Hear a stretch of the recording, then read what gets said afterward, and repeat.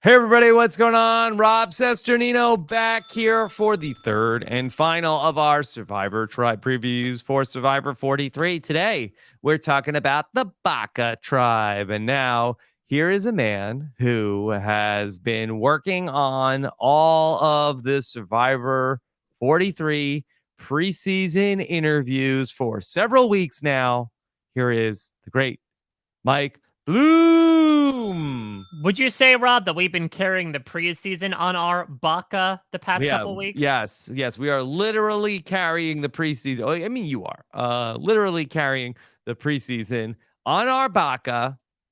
Yeah, listen, I'd be remiss not to bring this up Let's chew immediately. on Baka for a little bit. Let's put our Baka in our mouth and just let it slide around the gums for a bit. I mean, we talked last time about Coco, right, being a really fun word to say, but Baka, low-key, might not only be my favorite tribe name this season, but maybe in a long time, considering, incidentally, in my opinion, what it means in another language. Yes. Okay. And what is that, Mike? So Baka, for those that love the anime, subs not dubs hashtag, is Japanese for stupid. And so again, Mm-hmm. I've been talking a lot about the train wreck potential of this tribe. Could this be our Uwa? Could this be our Vati? Possibly. We'll talk more about it. Actually, spoiler alert, the more I'm looking at these people, the less I believe that is the case. But how can it be helped when you have a tribe name that literally translates to the word stupid? Mm-hmm. Yeah, I don't love Baka as a tribe name. Why? I don't. It sounds gross. It's like, yeah, I have Baka. Like, oh, gross. Yeah, I don't know. I mean, it's compared to Coco. Coco's so fun. Yeah, but I think Baka, that's Baka. It sounds like like a swear word in another language, like Baka.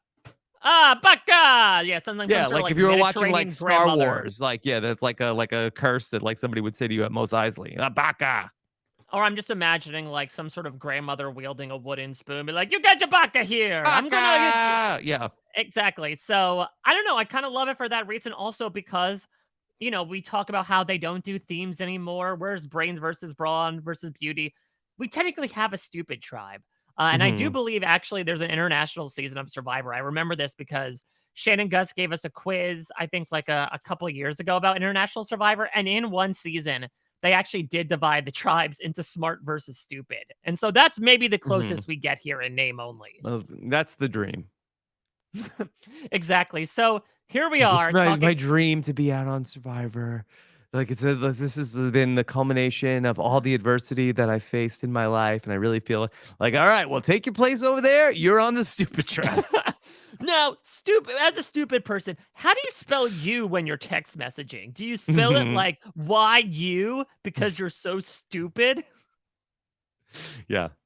Look, that would be fun, but that's not what we're here to talk about today. We're here to talk about the six members of the Baka tribe. Mike and I have done two Survivor tribe previews previous to this. We have gone through the first 12 members of this season. We have those available for you separately as podcasts where you can hear us go through the whole tribe. And we've also chop them up into individual interviews, individual pieces that you can watch one at a time on our YouTube channel at robisawebsite.com/YouTube. We will do the same for the six members of the Baka tribe. All right, Mike, anything else to set up with what you're doing? Yeah, so by the time you're listening to this, I believe all of my written interviews at pray.com will be up. Of course, I got to talk about the Baka tribe first last week. So those 6 interviews have been up for quite some time. But in case you want written versions, essentially, of the interviews that we are about to listen to, which I'll set up for the third and final time. I've been granted the opportunity by CBS. Rob and I collaborated on questions to send into the contestants preseason before the game starts, get in their heads as to what's going through that stupid Mhm. dome of yours before you go out and play Survivor.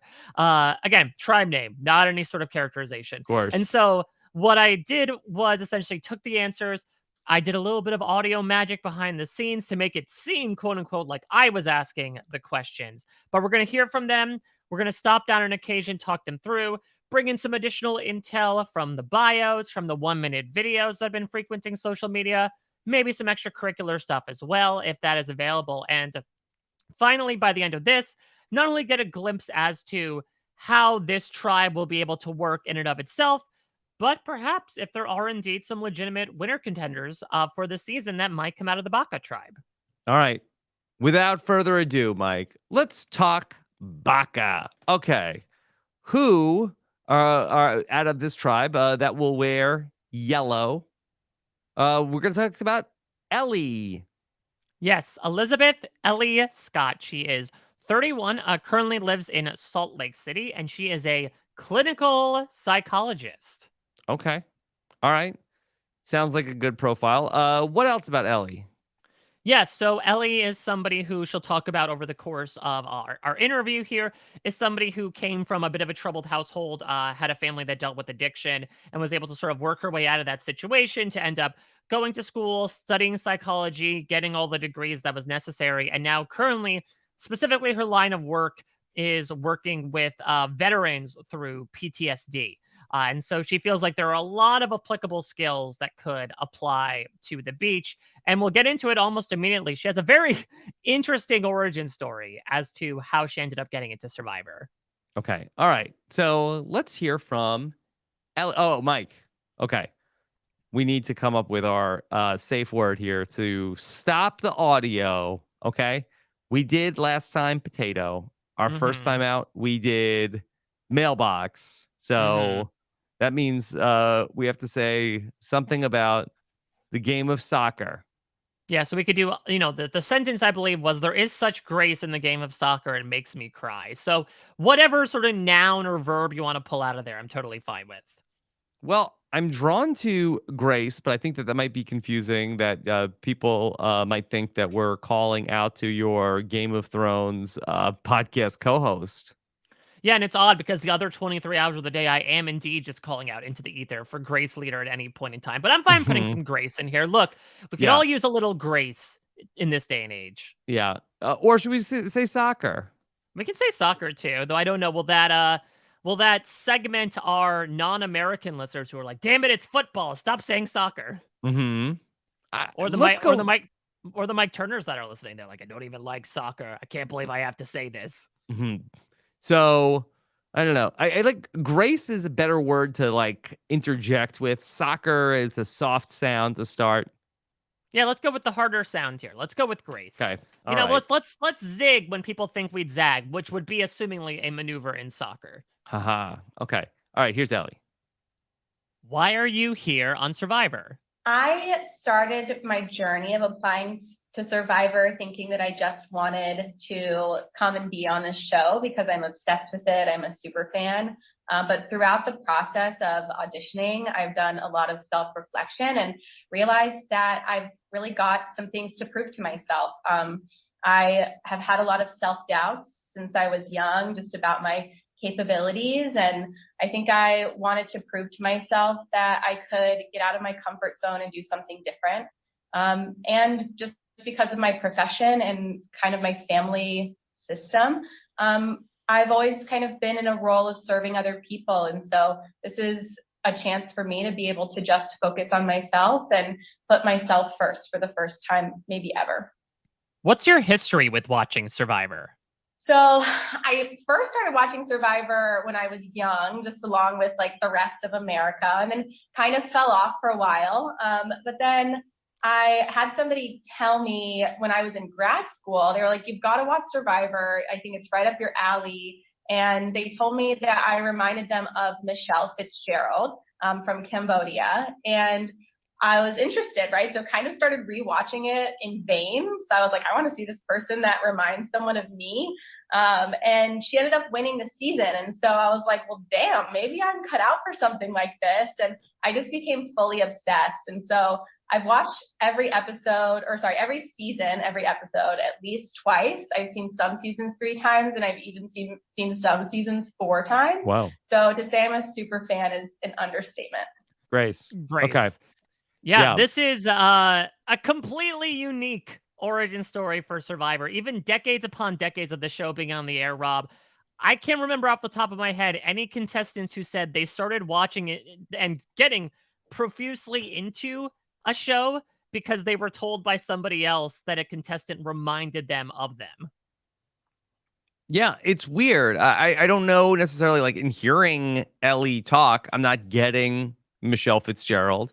I don't know if she necessarily, like, I guess they both are brunettes, but I don't really see the visual resemblance. So I'm not really sure in what way Michelle Fitzgerald was, reminding somebody of Ellie.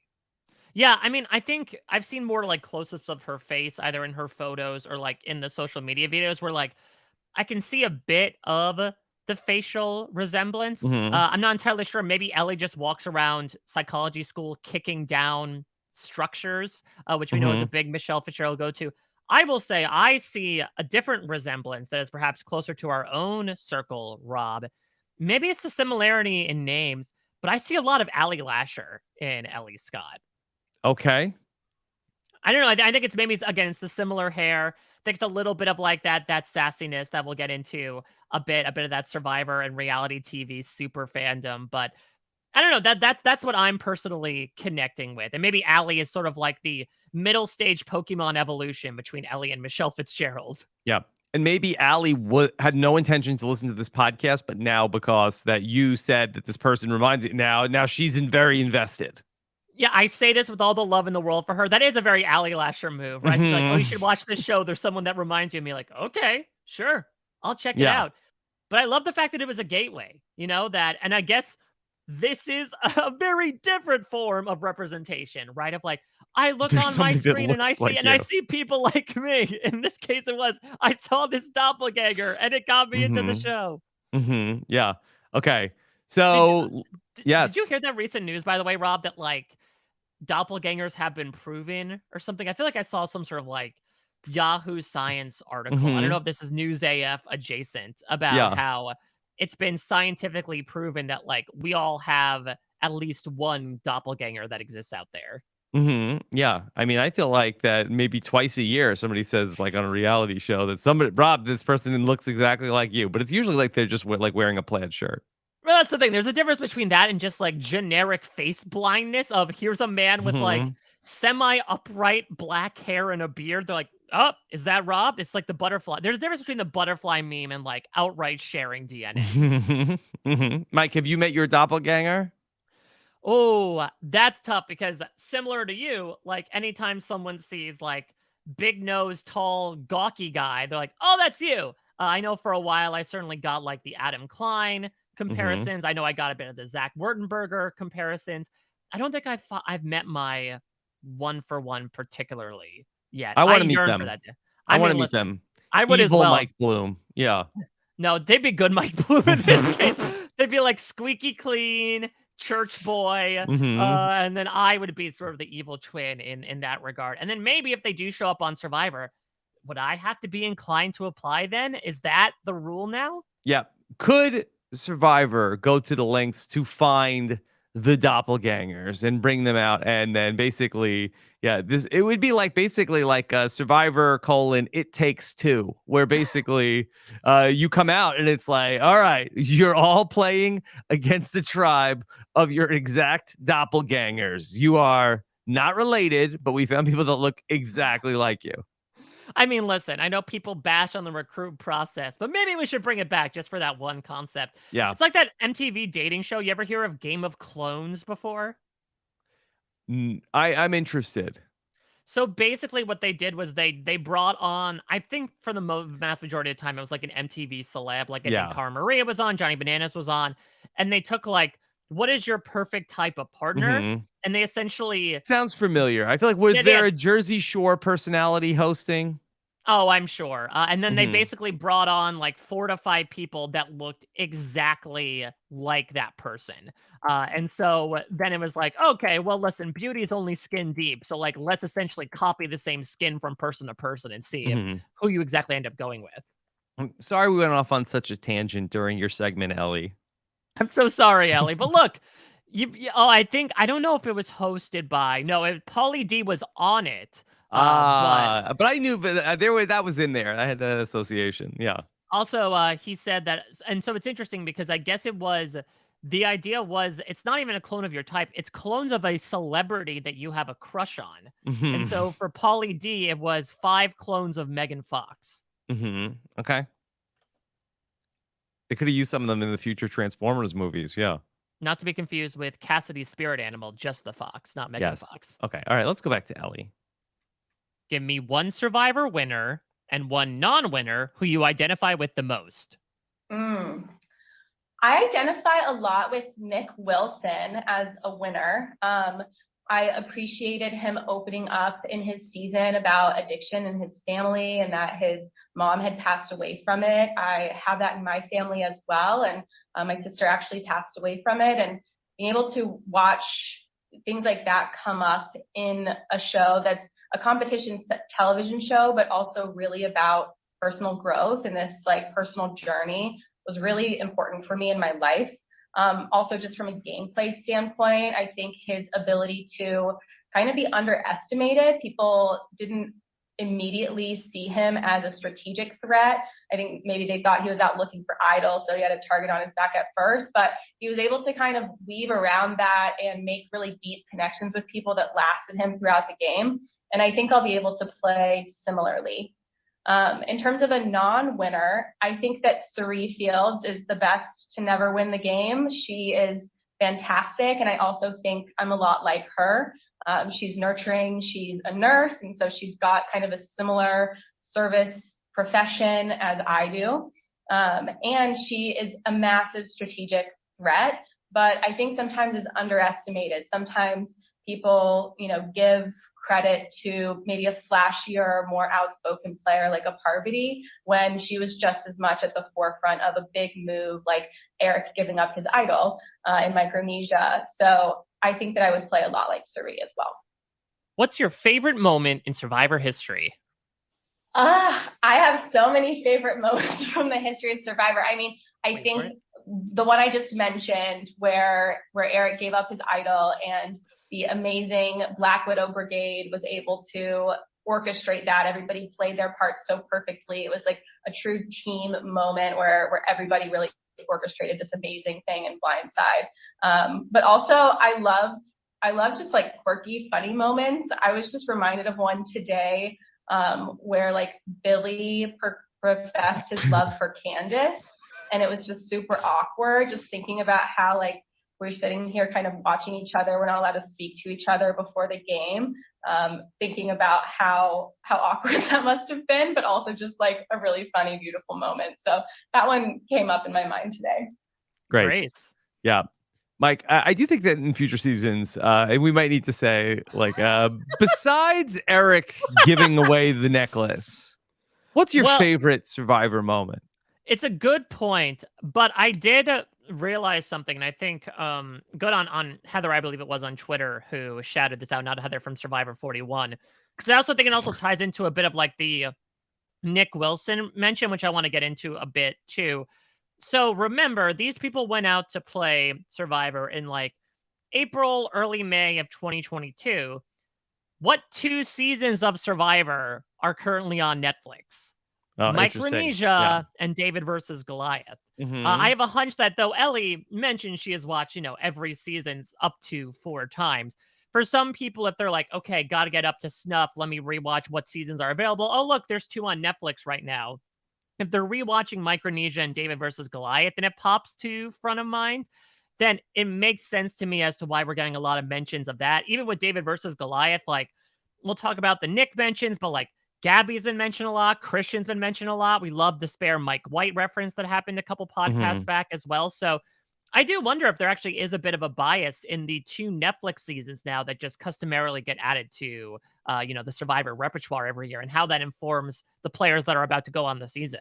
Yeah. Okay. The seasons on Netflix inform the gameplay of what's happening on Survivor now. Yeah. Interesting thesis. Because I'm trying to think. So for 41 and 42, right, it was heroes versus villains and Cagayan, right? Those were the 2. So I'm trying to think like, I mean, I guess, I don't know if there was like a lot of Tony-like gameplay going on amongst the Castaways in 41 or 42, but it could be interesting to think about what is top of mind in terms of seasons that you just watched. Though Ellie drops like, a low-key Cook Islands reference, so she's proving her super-duper fandom, in my opinion. Okay, let's go back to Ellie. What's one life experience you feel has prepared you most for the game? I think that I think that my job actually prepared me, or has prepared me a lot for this game. My job is really complex. I work with veterans who have post-traumatic stress disorder, and you never know what you're going to get in any session. They might all have PTSD, but it's different for every person that is experiencing it. And so I have to think quick on my feet. I have to be able to make really deep bonds with people really immediately. In the first session that you're meeting them, you're like, hi, I'm Elie. Now tell me about the worst day of your life. Okay, go. And of course, it doesn't actually happen like that, but essentially for them, they have to be able to trust you enough to tell you these really important and difficult things. And so I think, of course, everyone's coming into this a little bit different, right? We're playing a game. It's not like a therapy session, but at the same time, there's that similar vein of like, who can I trust? Can I really depend on this person? Can I really trust this person with my secrets or with these things about myself that I don't want to tell everyone? And so I think there's a parallel there. And I think that my just kind of natural ability and then also my work life is going to help me a lot with that. What excites you the most about the new era of Survivor? Oh man, I am so excited about the fast pace of it all. I'm a very fast-paced person. I don't like to just sit idly. And so I think the kind of go nature of it, where you're at tribal basically every other day, if not daily, I guess we'll see how often it really is. I think that's going to play into my hand. If I'm given too much time to overthink things, I will. And so I actually think that this fast-paced, momentum is going to carry me through some things that I might have, double guessed myself or second guessed myself. But I think that I'm going to be able to move quickly with the game, and that's going to play to my strengths. What do you think people will perceive you as?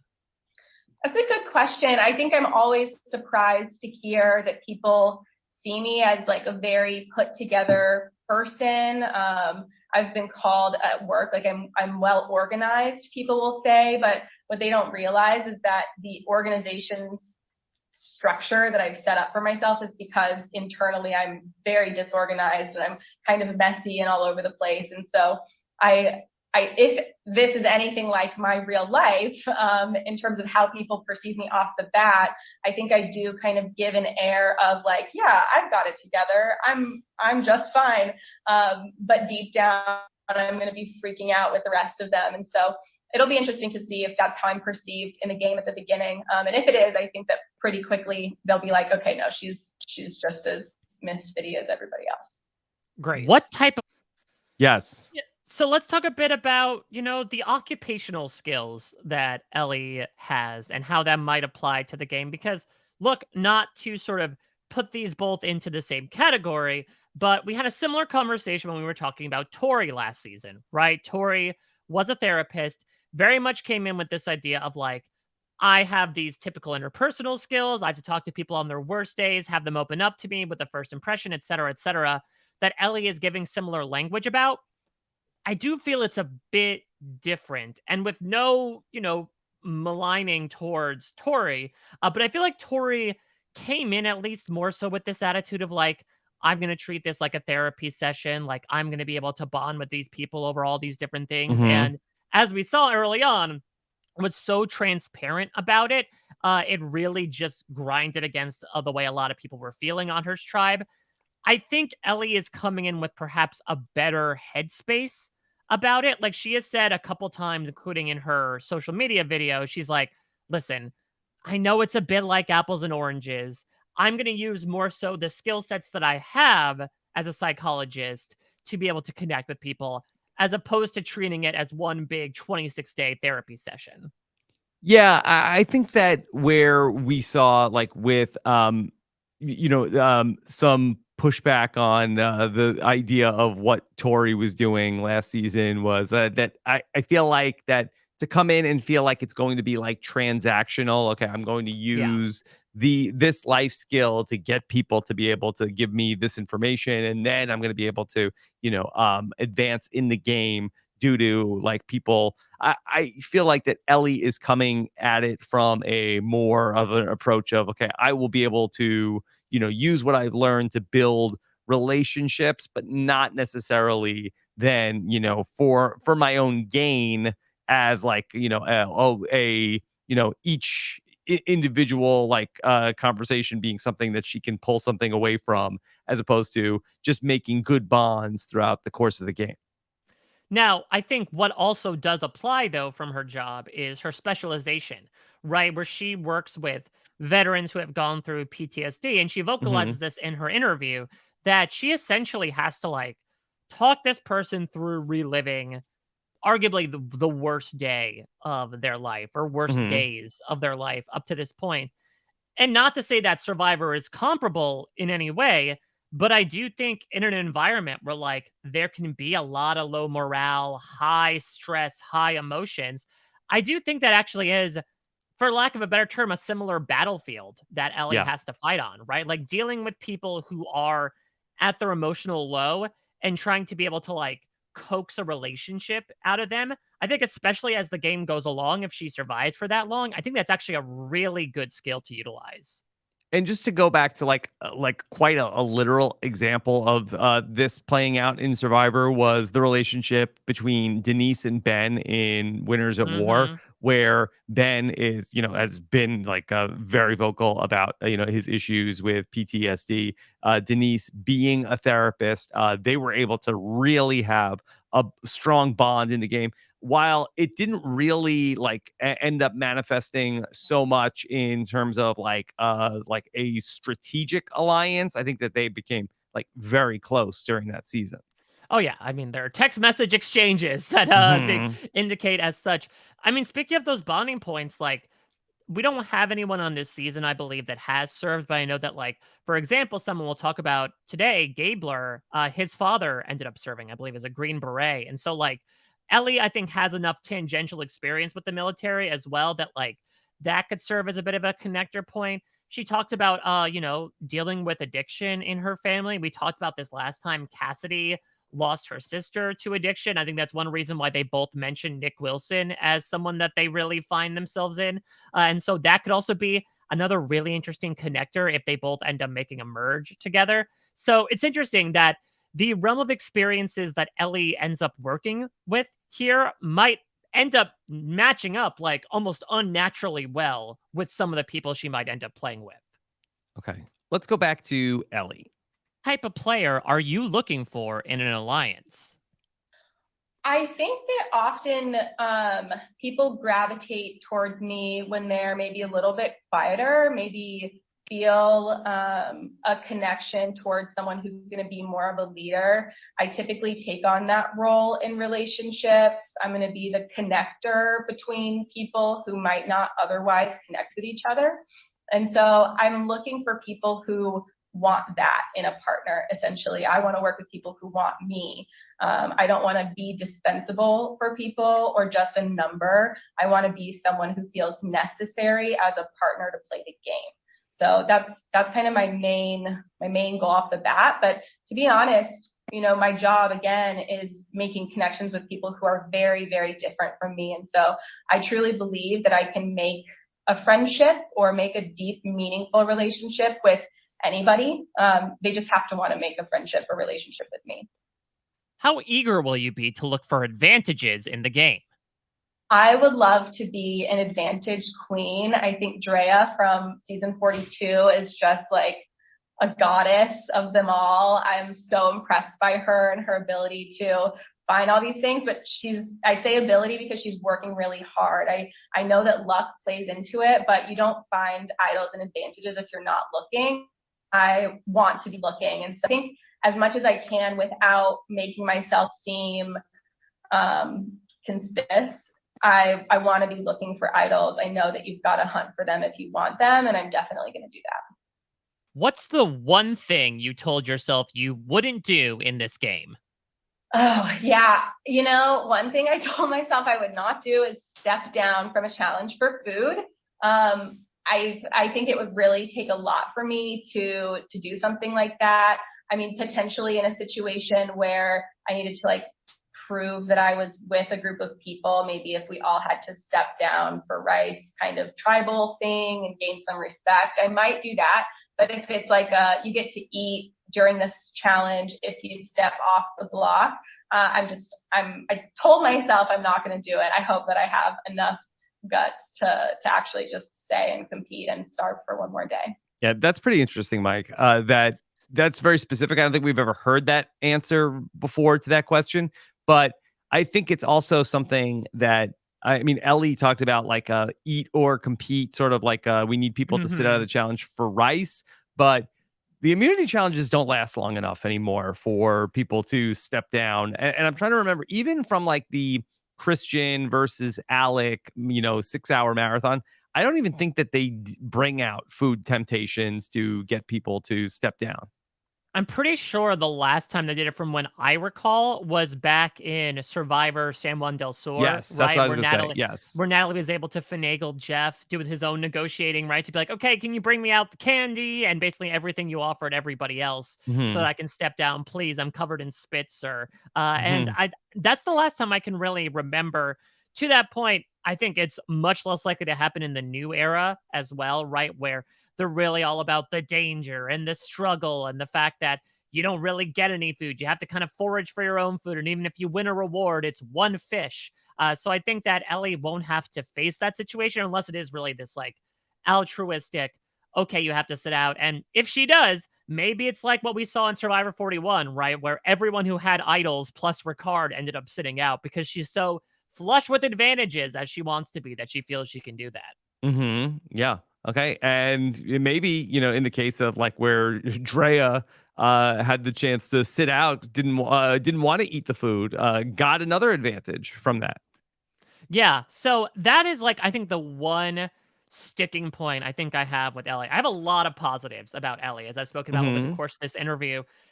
I'm not particularly mad at the idea of like, I want to be an advantage queen. I want to get as many as I can. The Drea comparison, while it doesn't end up working completely well out for her, she was playing like a very good game for the first 2/3 of everything before it came crashing down. But one of the reasons why it came crashing down is because everyone knew she had too many damn advantages. And my worry is, as much power as you can amass, and we've certainly talked about this before with Dwight, right? About this idea of like, if you have the advantages, you have the ability to instill fear into other people. If you are out combing through the jungle day after day after day in a small tribe of 6, that could draw a lot of eyes on you. And if that's the thing, all the bonding sessions you could do might not be able to make up for the stigma that you're being sketchy and you're looking for things by yourself. Again, go back to Tori. That was a target that got painted on her in the very first day, right? When she is off by herself foraging and looking for stuff. Ever since then, it was something that they couldn't shake, of her being sketchy and her being flighty. And I think that's a disadvantage that could come, ironically enough, looking for advantages. Okay. Mike, anything else from Ellie's bio you want to highlight? Yeah, so Elie talked a bit about her past, but just to deep dive into it a bit more, what is the accomplishment you are most proud of? She says, I am most proud of persistence in education despite challenges. When it came time to apply for college, my high school advisor told me I would be wasting time and money if I enrolled. But I had a deep desire to study psychology so that I could work towards helping families like mine that were impacted by addiction. I was accepted to a program for students with lower GPAs and or standardized test scores, with the contingency that I had to make A's in all of my first semester classes. After meeting this requirement, I realized how good it felt to do well in school, show up to class, and try hard at things that were challenging.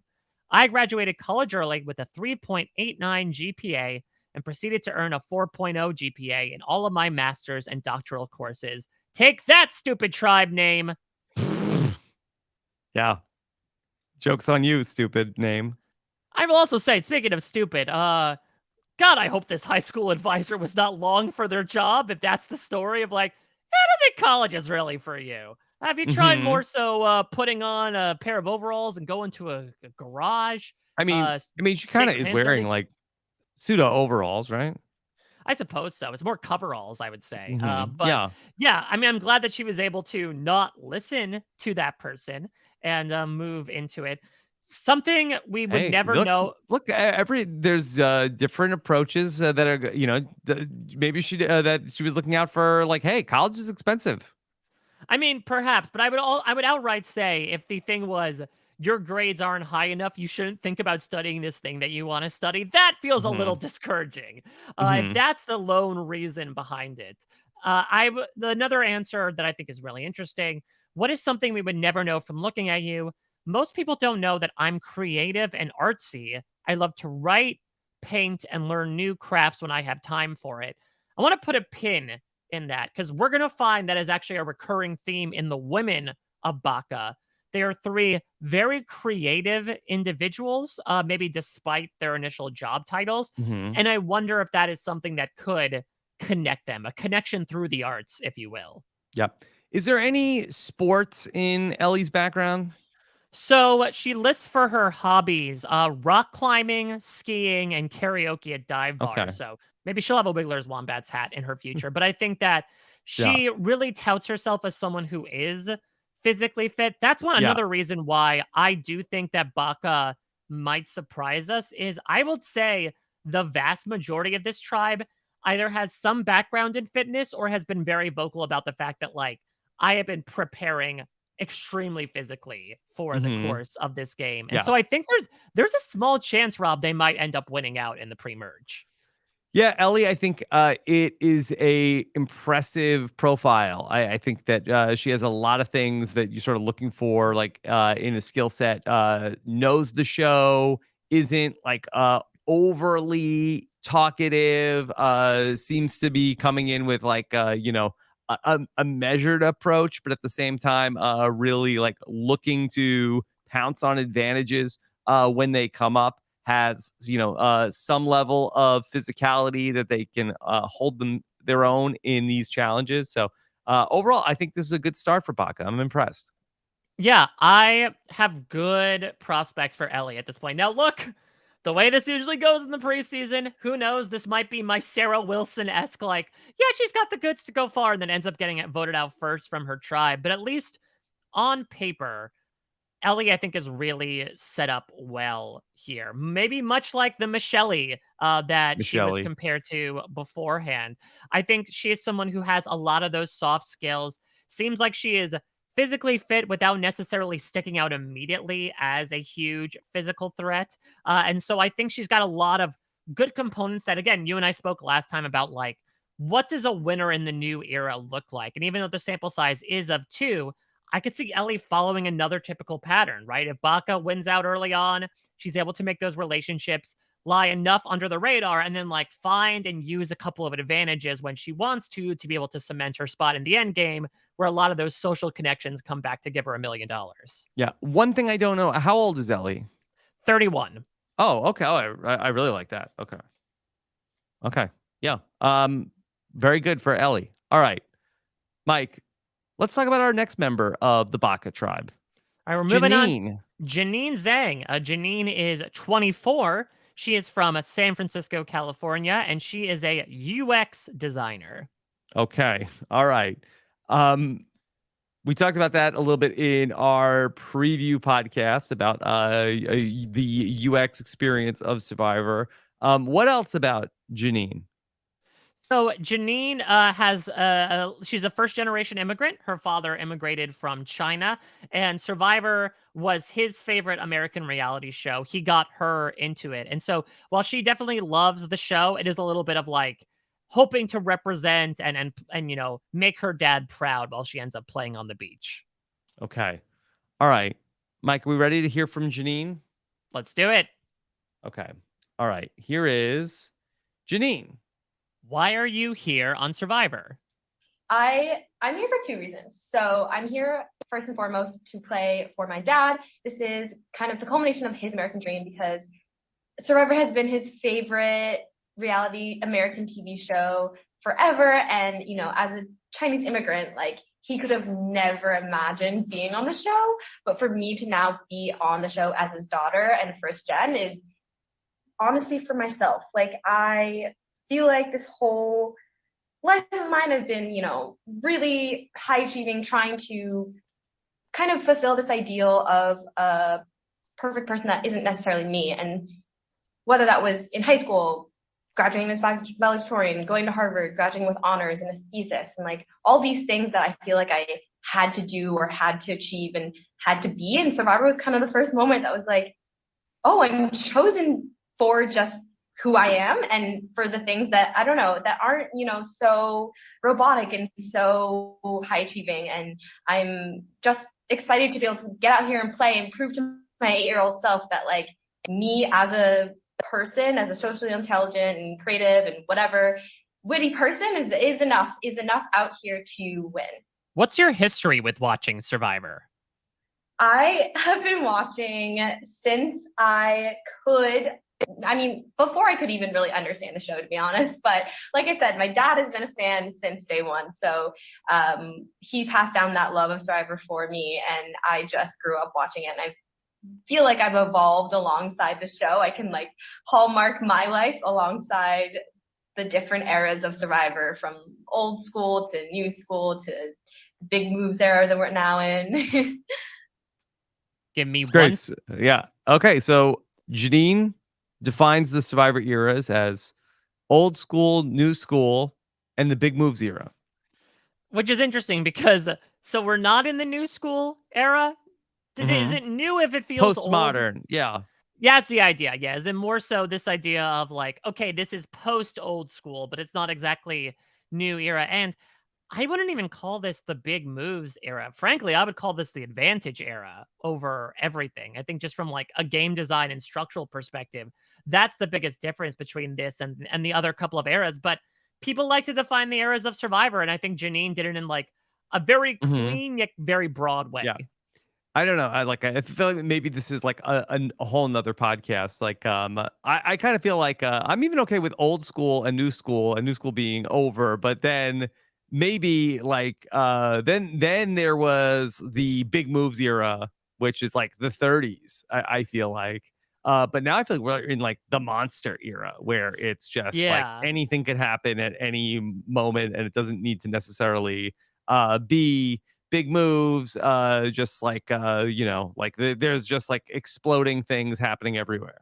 Yeah, it's the minefield era, right? Where just like you don't know what you might step on. It's bound to explode, whether it's from people, whether it's from advantages. And so to that point, like the big moves sometimes get punished, and that if you do too much too early on, you end up drawing this big target onto yourself. But it's interesting to think about Jeanine feeling like she has evolved alongside the show. I mean, listen, we already have her personal journey painted for us, right? Like I could see if / hopefully not when she gets voted out, she's going to give these final words about like, well, at the end of the day, I now realize that I don't necessarily need to be put in this box that I have been all these years of like the valedictorian and the perfect student. Like I am Jeanine. I can play whoever I want to play. And I feel like we're already projecting what her final words will be. Okay. Let's go back to Jeanine. Give me one Survivor winner and one non-winner who you identify with the most. I don't want to toot my own horn when I say this, but I do think that I have the ability to make one-on-one relationships with people and make people feel really seen and heard like Kim Spradlin did. Ooh. So I would say for that reason, I am similar to her as the winner. As the non-winner, actually, it's hard. Can I do it? Could I do non-winner for Winners at War season? I guess this is kind of a loophole because, again, she already won. But Natalie, I just think is so impressive. And she is just such a physical and also social beast and is so powerful. And I just admire her so much. And I think, people can underestimate the power female, females out there, and she just really puts that all to rest, and I hope that I can kind of emulate that in my game as well. Grace. Mike, you allow that? Yeah, Jeanine broke the question. I love it. Listen, this is the equivalent of Yule looking down the chute when dropping the cannonballs, right? This is not the way the question was outlined, but hell, I applaud ingenuity. Jeanine said she's a creative person, and she's proven it right here by saying, well, technically I'll go with a non-winning game of someone who won the game. Yeah. Okay. Yeah, and then look, listen, no need to be modest in these questions. I know that some people like to clown on people that are comparing themselves to the greats, but like, you're on Survivor for a reason. You compare yourself to Kim Spradlin if you want. I mean, the question is literally what is one winner and one non-winner that you compare yourself to. So, like, if I find out anybody is clowning on people for answering a winner to the question, Yeah. We more so, I'm gonna send you an angry emoji. we more so. Are you a fan of sending angry emojis? I will say, Mhm. I think we're less so a fan of the people who only answer one side of the question, right? If it's only winners or only non-winners. Jeanine, I guess, technically did answer only winners, but she was able to find that loophole. Okay. All right. Here we go. What's your favorite moment in Survivor history? Oh, okay. I have so many favorites, but I will say one of my favorites, the most recent favorite that I've had is from this past season, where the unprecedented tribal council of when all votes were nullified except it came down to either drawing rocks or a coffee chat, basically between Hai and Daniel to decide the fate of their tribe. So it was just crazy to me because seeing the looks on their faces when they were like, only 2 votes, what's happening? Like, I just think the chaos and the surprise on the players' faces, that I love those moments. What's one life experience you feel has prepared you most for the game? Honestly, I think that my entire life has prepared me for this game. I feel like I have a lot of outdoor experience from leading backpacking trips at Harvard. And I also feel like, just on the day-to-day, I am genuinely interested in and love hearing people's stories. And so I think that that is something that I just do in my everyday, where people joke all the time. They're like, Jeanine's always in the corner at a party while the music's blaring and she's trying to have a one-on-one conversation with someone, and a deep conversation that's like not supposed to be happening at a party, But yeah, I think that just a lot of culminations of small experiences to this moment. And I feel really prepared to play this game. What excites you the most? Yes. I just have this image of, that meme that's been going around recently, right? Of like the girl yelling into the guy's ear. That's Jeanine at a party. Hmm. Yeah. I could see it. Yeah. Whoa. I do feel like that, that's probably me also. Yeah, you're always the one that's not going to be bumping and grinding with your mama gave you on the dance floor. You're more so going to have a nice friendly conversation. Definitely not. Has not happened yet, and probably less likely to happen with each passing day. I don't know, Rob. I saw you bust a limb at your 40th Amazing Race birthday celebration. Mm-hmm. You can always shake those skeletons off and bring those bones back out to the dance floor. Yeah, I also want to go back to really unorthodox favorite moment from the history of Survivor, right? Very recent one, the unprecedented tribal council, which for them, Coffee chat. they'd only seen a few weeks. Yeah, I love it's phrasing as a coffee chat. The Hai and Daniel coffee chat was essentially Daniel sitting down being like, okay, before anything, I'm not paying for this. Just so you know, I'm not going to pay for this bill. So welcome to coffee chat. Have some coffee. Discuss amongst yourselves. Only 2 votes in the urn. Please, I'm verklempt right now. I'm getting a little verklempt. Yeah. Where's Barbara? Did Barbara vote? Yeah. Okay. Should we go back to Jeanine? Let's go back to Jeanine. Games. What excites you the most about the new era of Survivor? I think that what excites me the most is that I have no idea what's in store. I can't even predict what is going to happen. And for me, as someone who, again, has been high achieving and has always had some sort of, written out metric of success and way to achieve that and study for it and prepare for it, I find it so relieving and liberating to just come out here and know that I can't prepare it for it. I can only deal with what I'm given when I'm given it with what I have, which is who I am. And that is the beauty of the game. I'm so excited for it. What do you think people will perceive you as?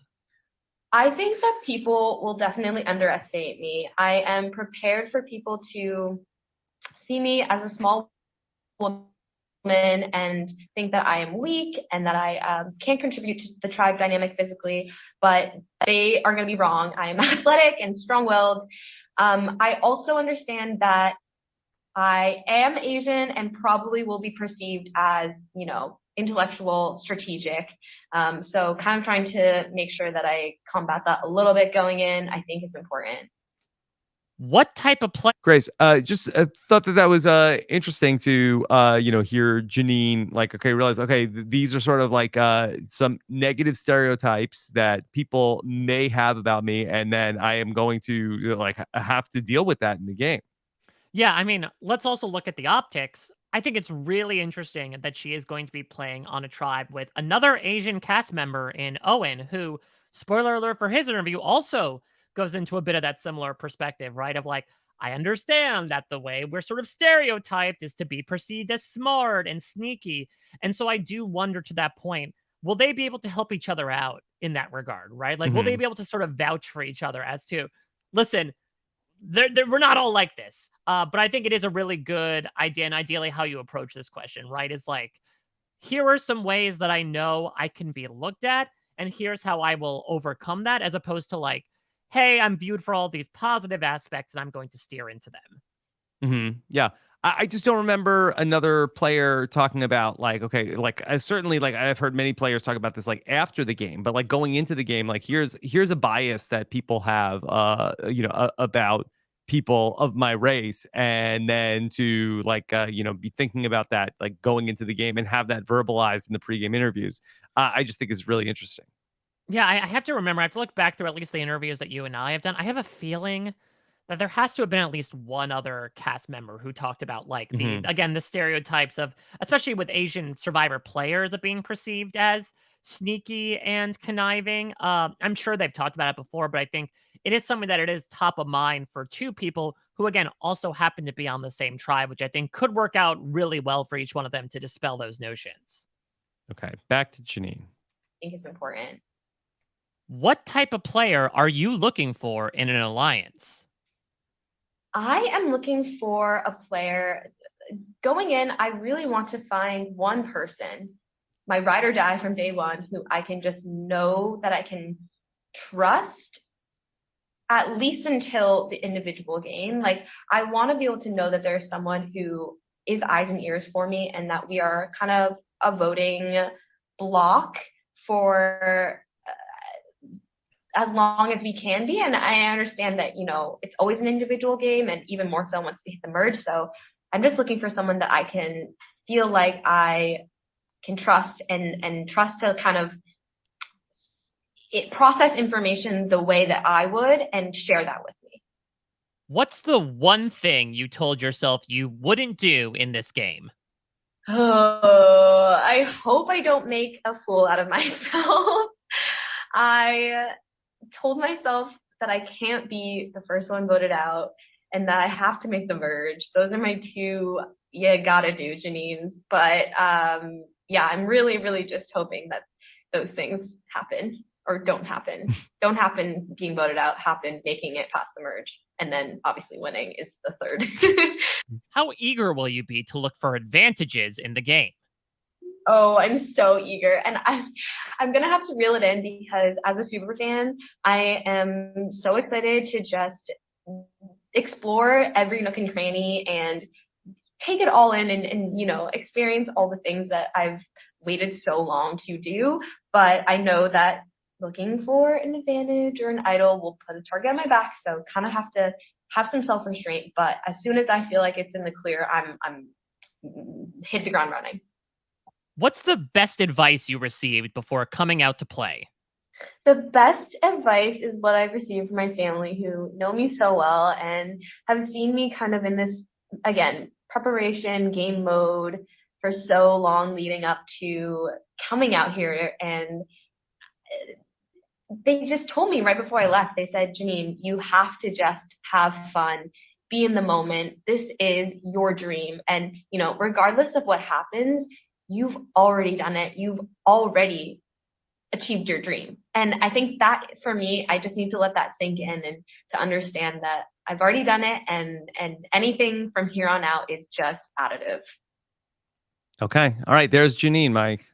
Yeah, she's again taking the Mike White philosophy. Is it fun? And she's hoping that Survivor will be Yes. fun, as long as she doesn't get voted out first and makes the merge. As she says, everything after that is additive. Okay. So Janine's coming in, another big fan. She's looking for advantages, looking for an ally that she can have as a ride or die. What else do we have from Jeanine's bio? Yeah, so she mentioned this before, but she did put in one of her favorite hobbies is backpacking, parentheses, bonus points if it leads to sleeping under the stars. She talked before about leading backpacking trips in Harvard. So I do think maybe despite the perception, again, of her being a smaller woman, I think she is someone who is definitely more capable of being outdoors than maybe some of her other competitors, which, again, might be able to help overcome some of those perceptions. Very creative, as she mentions. What is the accomplishment you're most proud of?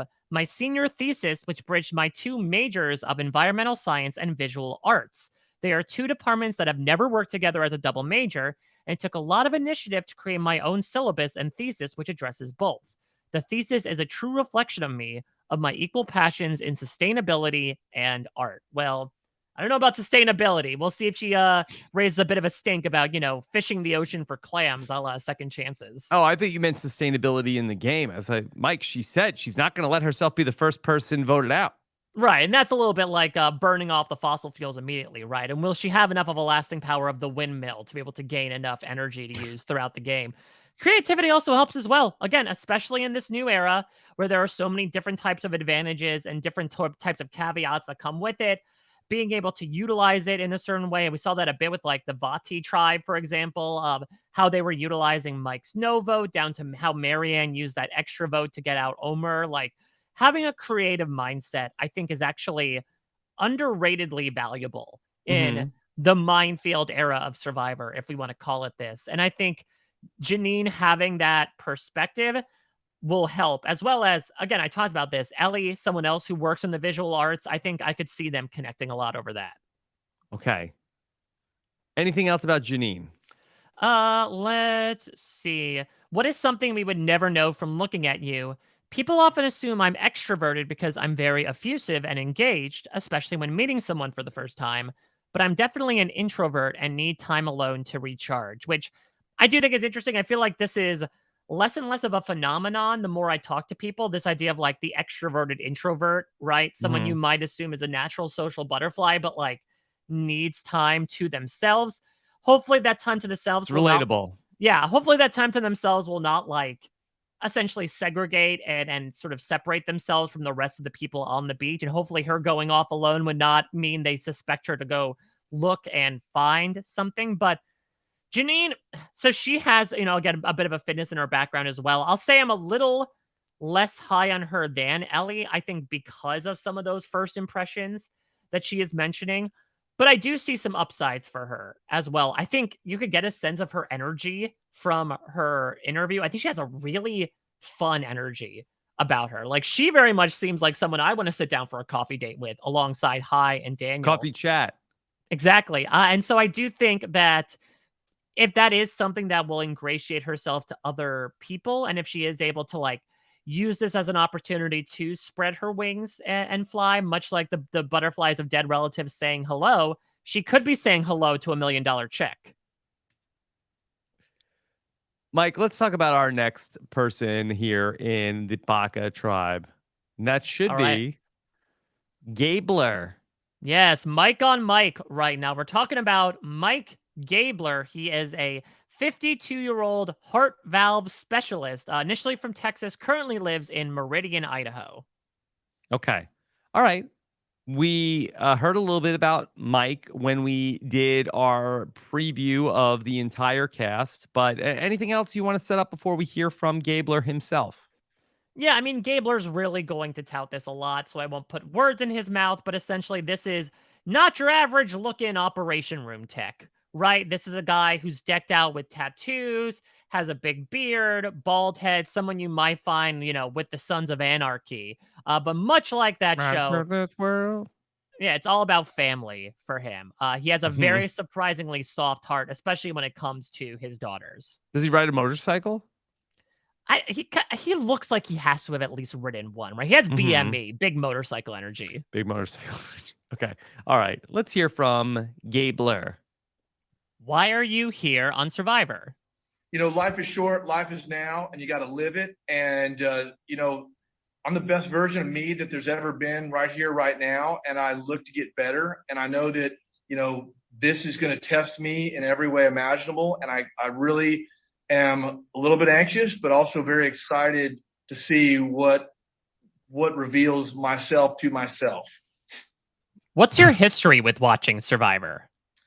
I've been watching Survivor. My wife and I have been watching Survivor since before we had even any kids. So from the beginning. And then it's become a family show that we watch every week. We make a nice dinner. We put some treats in the dog bowl so he doesn't bother us during the show.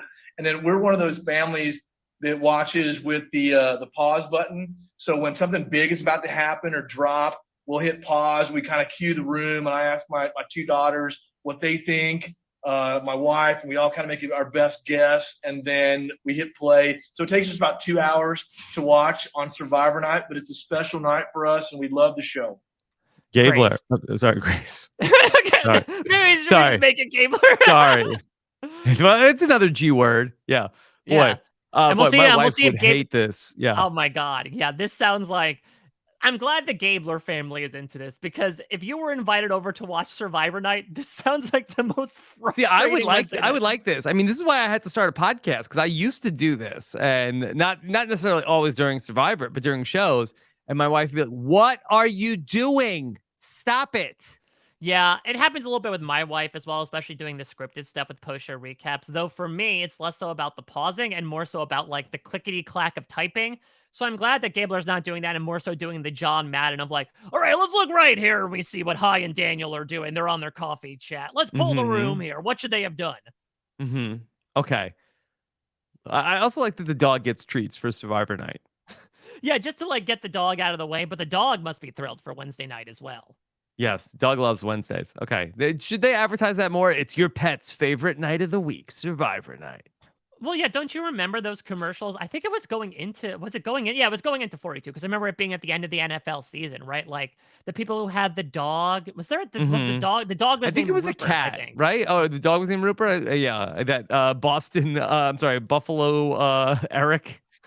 Yeah, I think it was Buffalo Eric, and I think his daughter Sari. His daughter was named Sari, and I think his cat or dog was named Rupert. So maybe Gabler's just that character brought to life. Okay, let's go back. So glad we brought Buffalo Eric back. Okay. It's really All right, is here. Go back to Gabler. Give me one Survivor winner and one non-winner who you identify with the most. Wow. That's really a great question. I've got a lot of fan favorites because I'm a huge fan of a bunch of the different winners. I'm trying to play a game based on a few of them. So, I really like, a winner would be Jeremy. I really like how he played, his intensity. I loved Big Ben from my home state, Idaho. I love how he played. I also love Rupert. Rupert didn't win, of course, but his heart and his enthusiasm and his fight was extraordinary, and he was inspiring. He was too good for his own good. And there's been a lot of people that have either, they don't have to win to inspire you on the show because, like Jeff always says, you just never quit in Survivor because you just never know what's going to happen next. And I think that's, the people that play the hardest and with the most intensity are the ones that usually resonate the most with me and my family, at least. What's your favorite moment in? Yes. Yeah, I mean, listen, you look at Gabler and you're like, there's a 75% chance that you love Rupert just based on the way that you look. Not to go too much off of first impressions, but maybe it's the beard. Maybe it's this older male, soft-hearted father mentality, but this does feel like maybe the Minefield era Rupert. He threw me off when he talked about Big Ben. I was like, I've never heard Ben Driebergen get that nickname. Usually reserved for Ben Roethlisberger. Yeah, I was going to say, and luckily I think Ben has been more of a squeaky clean background check than Big Ben. I mean, listen, Ben was pretty banged up by the end of Winners at War. We know that's what happened with Ben Roethlisberger as well. Yeah, both of them, yeah. Yeah, exactly. So we'll see. Will Gabler end up throwing in the terrible towel, much like Ben did at the end of his season? Okay. Let's go back to Gabler. What's your favorite moment in Survivor history? Gosh. It's very Rupert-esque. Yeah.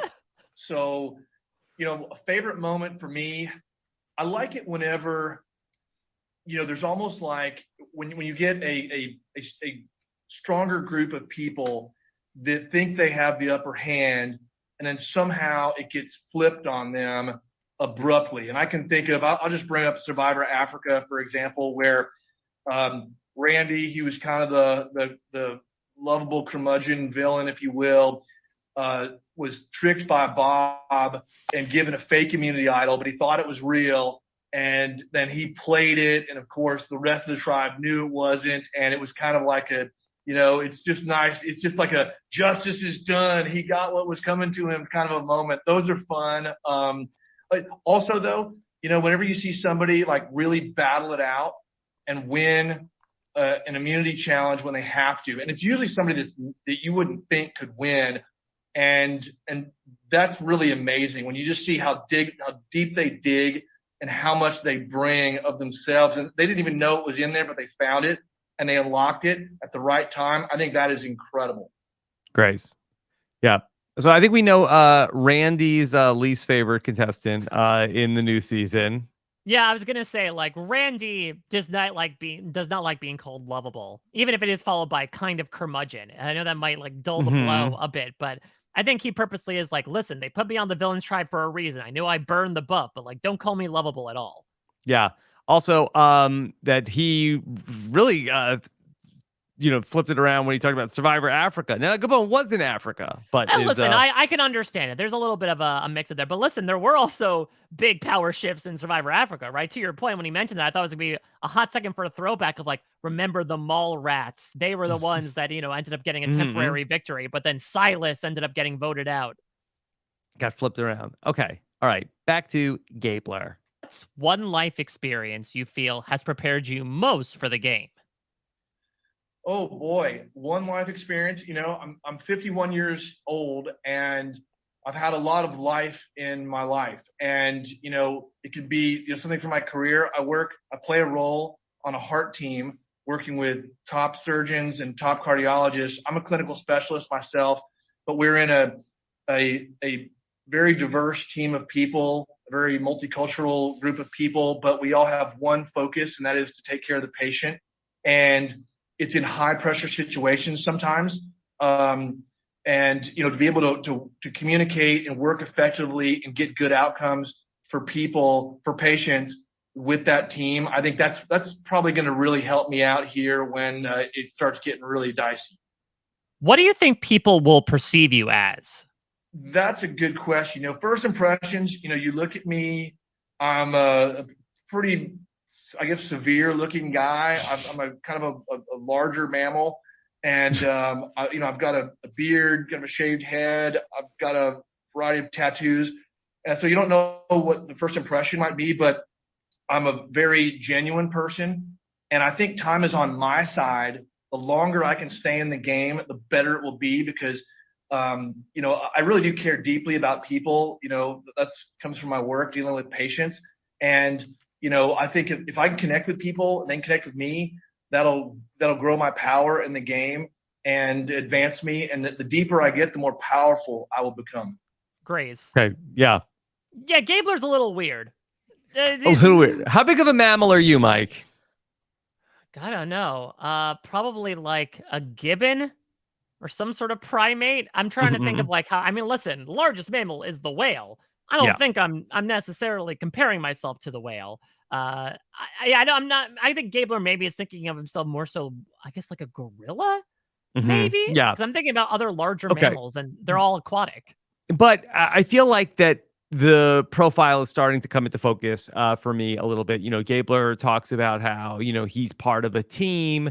I really get the sense that like a lot of like deception and subterfuge is not going to be part of his game. I think he kind of like is talking about making bonds.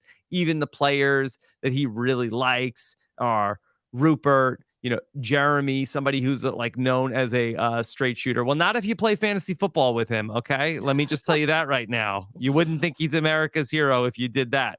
Wow. I mean, listen, we all have our different environments in which we're deceptive.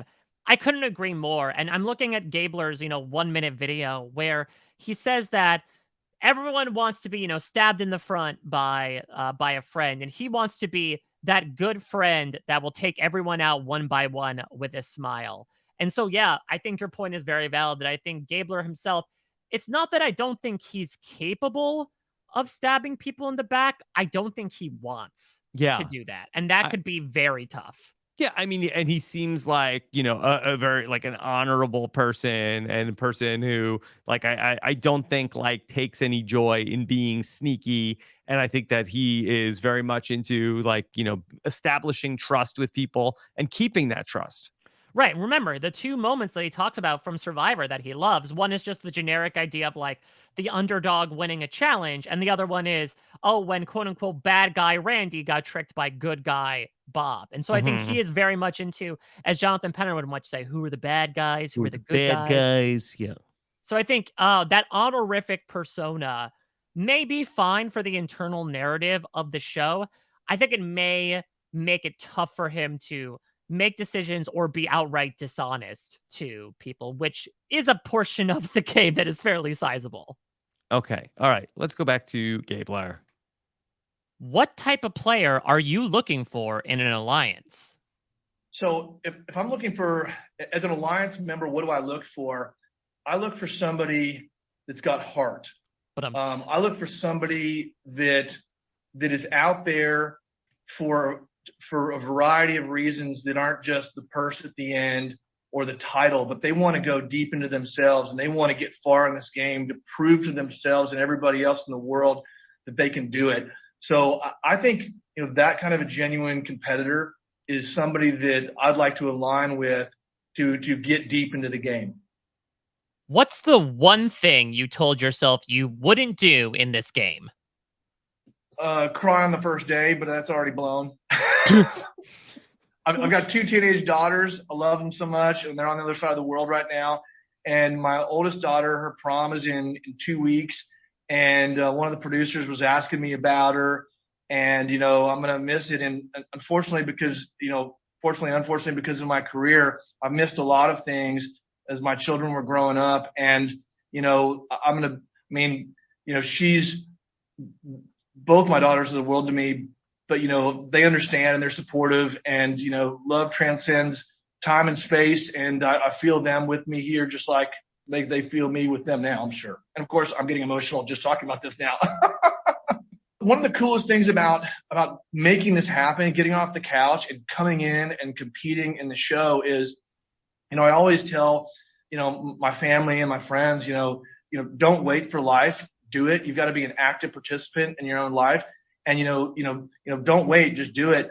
And this being on the show, making it onto the show, I was able to show, not just tell my girls what they can do. Like I made an audition video, sent it in, and holy cow, they called me, and now I'm here. And I think that was, their eyes got pretty wide when I got the call to come on the show, and I hope that broadens their horizons, because it makes them think even bigger of the world, and they get to live life even bigger because of that. How eager will you be to look for advantages in the game? Oh my gosh, that will go. I mean, that's like graduating college. That's like a boxing trophy. That's like something massive. I mean, if I can find an advantage, win an idol, I mean, that's going to blow my mind. I mean, you will probably hear me from wherever you are without a microphone, because I will probably be howling that loud at the sky if I find one of those things and I'm able to harness that power. Yeah, it's a big deal. I really do want to. I mean, any way I can change the game and sway it in a powerful way, heck yeah. I told you it was a weird one. Weird one, but a good one. That's like graduating college. That's like a boxing trophy. It's like a boxing trophy, but you don't know how to box. Yeah. Okay. All right. There's Gabler. I think he's going to be a lot of fun. He's going to be a big character. Yeah, and I like Gabler, again, calling back to the new school Rupert stuff, right? He will bellow to the sky, much like Rupert did when he found the spear right into ocean. Yeah. Okay. So I want to connect some people here in Baka, because I'm already seeing something, Rob. I think we're going to see a little bit of like daddy-daughter in Mike and Jeanine. That's Because interesting. Yeah. Jeanine is the youngest girl on the tribe. How old is Jeanine? 24. And she also is younger looking, which might make her, again, comparable to like his teenage daughters, one of whom is getting ready for senior prom. Jeanine has a very important relationship with her father, mentions him a lot, both in that interview, in her video bio as well. And I think they are both like very family oriented at heart. And so I could actually see them making, this is going to be a very odd comparison, but the optics are there, Rob. Donnie and Pow Pow from Big Brother 16. I could see a similarly close relationship between the two of them. Did Donnie and Pow Pow have a close relationship on BB 16? Yeah, don't you remember when Donnie was giving I have to say, I do not. I'm going to stop you right there. Stop you right there. Well, because I remember it because when Donnie was giving his goodbye message of like, Pow Pow, I'm always going to miss our chats together. And like, she is weeping profusely. Yeah. Like, this is a man she barely met 2 weeks remember ago. Pow Pow as a person, Mike. So, not even Kaltoru? It's ringing a bell somehow, but I'll take your word for it. Yeah. So Gabler, I think, despite him really marketing himself as like, I'm not just the way I look, I'm a larger mammal, but I've got other things that are behind me. I think we can kind of pigeonhole, at least in this moment, what role he'll play. I think he is going to be like our older male camp workhorse. When he talks about his favorite hobbies, he says camping, hunting, fishing, skiing. It seems like he does have a lot of experience in the outdoors. And so I would imagine that, like, much like Rupert, again, he's going to be that guy that's like, I just want to keep the tribe unity. I want to keep the tribe heart, for lack of a better term, pumping, keep it strong. And so I want to, like, do the best that I can and keep the morale high. And so unfortunately, I think that might come at the cost of perhaps him getting involved in some of the more strategic maneuverings. Like, I could see him get brought in on votes. I don't really see him making votes happen. Yeah. I think that he is more of like a loyal soldier to somebody else who is more calling the shots strategically. So we got to talk about a couple things from his bio, Rob. Pet peeves, unfairness, and men in skinny jeans. Okay. Yeah. I mean, does he have to wear the skinny jeans? Does he? No. He doesn't like when other people wear them. Now, to be fair, if I'm looking at this photo right here, I don't know if these are like, if this is like spandex, but this is like pretty skinny to me, the pants that he's wearing. So like, but they're not jeans. Listen, dude. Now, what I will say though, is I don't want to put words in Gabler's mouth.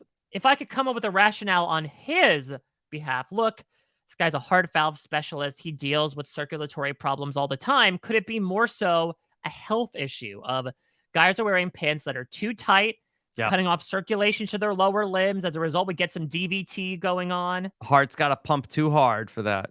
Yeah, exactly. So like, I'm doing you a favor, gentlemen, by putting on the looser fitting pants.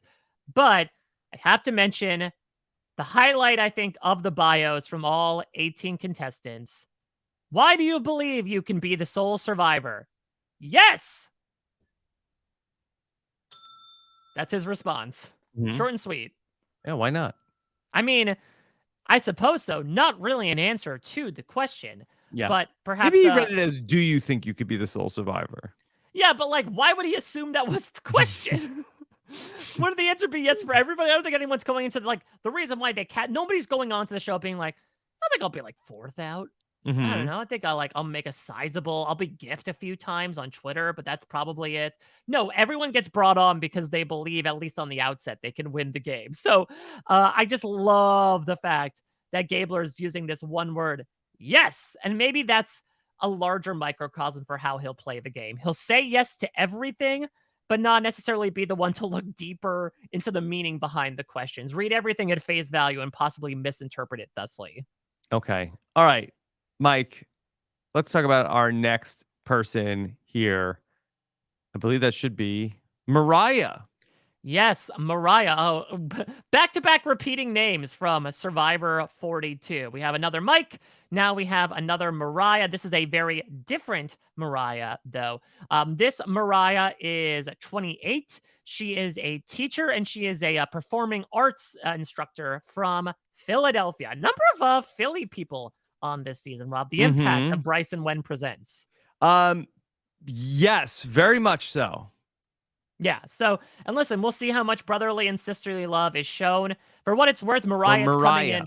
I mean, she is coming in with a lot of love. That is really her entire attitude to not only life, but to the game is like she wants to come in as this big, bright, colorful, joyful personality that wants to leave everybody feeling good. She really feels like she can ingratiate herself socially because of that. Okay. All right. So let's go ahead and bring in Mariah. To start off, tell us about yourself. Give us your name, age, and occupation. Yeah, my name is Mariah. I'm 28 years old. I'm from Philly, and I'm a teacher and an artist. Why are you here on Survivor? I'm on Survivor to play, to win, and to change the game. I want to make Survivor history and leave with the title of Soul Survivor and to win the million. What's your history with watching Survivor? So I've been watching Survivor as long as I can remember, from since when it came out. What was that, 2000s? I was maybe about 6, maybe 7 years old. And I grew up watching it with my mom. It was her favorite show, and we would watch it religiously with my sisters. We would like get on the couch, have the remote, the popcorn. The only person in my house who didn't watch it was my dad. We're working on that. He has no choice now. But we would watch it every single season. And so I just kind of grew up with it all the way back from like Rupert to Cochran to Christian to every generation of Survivor. I've seen every season and every episode. So really big history with watching it. Grace. Yeah, so a lot of talk with these people about like demarcating the eras of Survivor. Mariah defines them as generations. What do you think, Rob, as sort of like we're looking at the evolution chart of the fish to man? Do you think those are good representatives? Rupert to Christian, to Cochran to Christian? I don't know if those would be sort of like the three like tent poles that I would say to mark off in Survivor history, but those are three of the bigger characters in the history of the show. That's actually a really good point that I flagged as well. Is like perhaps I don't want to look too much into an answer here, but what are we doing here if we're not? Could this be a larger indicator of like how Mariah sees the people that she likes? Is that it's less about the Boston Robs, the Parvati's, the Sandras, which are often remarked as like 3 of the 4 people on the Survivor Mount Rushmore. Yeah. But more so the big characters, colorful, again, and Mariah, I think, is aiming to be one of those as well. So maybe those are the people that she inadvertently kind of like blurted out she wants to see herself as. Yeah. That's an interesting observation because I can, I might say, I think colorful is what she's going for. Just a smidge. She talks a lot in her 1-minute video about, she says, colors are her fuel. She says her superpowers are kicking people with color and punching them with joy, which is surprisingly violent, but I appreciate it. Okay. All right. Let's go back to Mariah. Give me one Survivor winner and one non-winner who you identify with the most. Okay, juicy question. Let me think about this. Let me think about this for a quick second.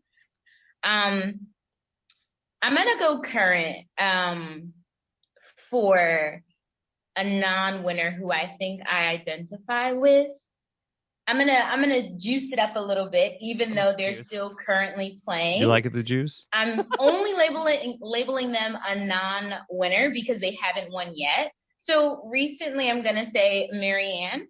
Loophole. In hopes that she does win because she's one of my top picks to win, but she hasn't won yet, so I'll label her a non-winner. And the reason why is because of just the way she sees life and how excited she is about everything. And her outlook on living. Every little thing brings her joy, and she finds the joy in every day. And she kind of uses that as ammunition in her social game and to build relationships and connections with people. So I definitely find myself identifying with her. And then in terms of a winner, let's see.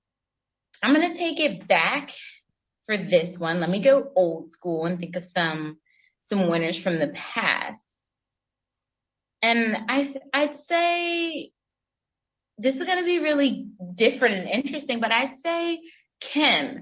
And the reason why is because in her season when she won, one of the reasons why she won is because she had such a strong social game and she was able to connect with every single player. Even at the end during her jury speech, everyone was just talking about how they were so captivated with her when they had conversations with her and how it was just so easy to trust her. And I think that I have that ability to connect with people on such a deep level that they find it's easy to trust me. And so while we're probably polar opposites in personality, because Kim is like so cool, calm, and collected and poised, and I'm like this powerhouse of energy and excitement, I think in terms of our ability to connect with people and make those authentic and genuine connections, I would relate to her. Grace, what's your favorite? So we got to talk about this Marianne comparison. First, I don't call it a loophole because at least in the moment she was not winning. I mean, she really called her shot. Yeah.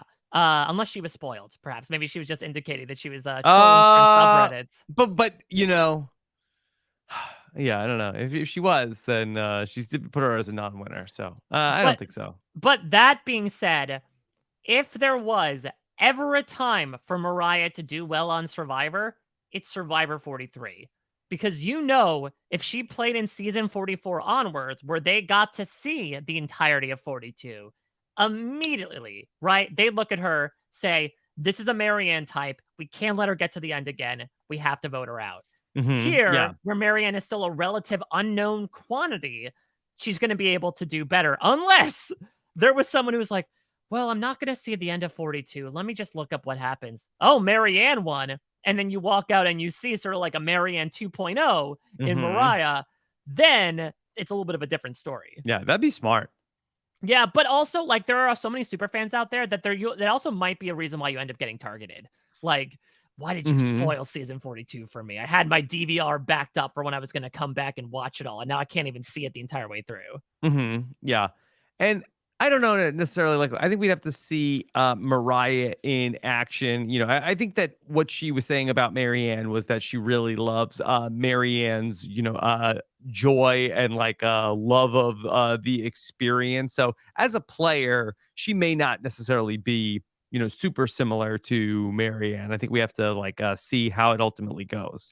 Yeah, because I think that Marianne was able to possess, and this worked to her credit, right? That despite the really joyful mask and identity that she had the ability to make these like shrewd moves when she wanted to. Maybe that's a bit more of the Kim comparison as well. I know Mariah was talking a bit in her two comparisons about playing this very social game and how sociable she is. Social capital is great and all, but when your mattress has a bunch of money under it and you're not spending it on anything, then it's just like something that'll cause you back pain when you wake up in the morning. And so the big question would be, if Mariah is able to work up these relationships, can she actually utilize those to get what she wants done? Okay, let's go back to Mariah. What's your favorite moment in Survivor history? Oh, there's so many. Just one. Let me think. Just one moment. Oh my God. Okay. Should I pick the first one that comes to my mind or think of another one? I'd say one of the top moments is Eric giving up his immunity necklace. Like, that's just such an iconic, hilarious. It was so, what's the word? It was just such an impossible thing to happen. The fact that woman's alliance, like, there's no power on earth, like the ability that women have to convince men to do things. And so the fact that they were able to just convince him to give up his immunity necklace when he was safe is, to me, it's still at the very top of the list. And I don't quite know if anything can beat that moment. What's one life experience you feel has prepared you most for the game? Yeah, I think the biggest life experience that has prepared me for this game has been losing my mom. It's a huge part of the reason why I'm playing, because it was one of her favorite shows. And in life, my mom always wanted to do three things. She wanted to be the best teacher she could be. She wanted to go to Hawaii, and she wanted to play Survivor.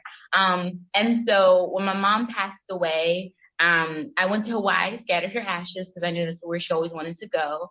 The same year she passed away, I became a teacher and I never got a chance to tell her. And so this was kind of like the last thing on my bucket list that I need to check off. But losing a parent, and especially losing a mom, that's kind of like, in my opinion, one of the most difficult losses you can ever go through. And Survivor is such a raw experience and a raw game where everything is taken away from you. All of your possessions that make you feel comfortable and make you feel warm and at home, those things are stripped away from you and you're kind of like on this bare island. And that's kind of how I felt when I lost my mom. I felt like everything was stripped away from me. And so I feel like if I can go through losing a parent and still come out resilient and persevering and find a way to still thrive in life with that biggest loss, then I can definitely go 26 days. What is it? 26 days now instead of 39. I can definitely go 26 days and come out winning. Great. Yeah. Well, that's an amazing story. I mean, it's really incredible. It's this idea that obviously Morriah loves the show for her own reasons, otherwise she wouldn't be here, but like also coming on for a larger purpose as well, to be able to like do it on behalf of her late mother. I love this idea of like her doing all these things on her mom's bucket list that her mom herself wasn't able to accomplish, and this is one of them. It's also interesting in that, again, we're 2 for 2 right now on like Morriah's coming on, right? With sort of like dealing with a really tragic loss from within their family. We saw with Morriah on 42, unfortunately, it didn't end up working out so well. But I think in her case, she was still able to find closure. And hopefully this Morriah will be able to have the same thing no matter where she places. Okay. All right. Let's go back to Morriah. What excites you the most about the new era of Survivor? I feel like in earlier seasons of Survivor, you had the ability to have that time to get to know people where you kind of were able to study how they would react to certain situations or how they would play. Like you had that time. Now you don't have that time. You have to kind of make a snap decision. And that makes the game so much more intriguing because sometimes you don't even know how you're going to play. And so I think that just adds a whole other element to it, which is why I'm happy I'm in Fiji, because I'm like, some people got South Africa, some people got Guatemala, the Australian outback. I get Fiji. So yeah.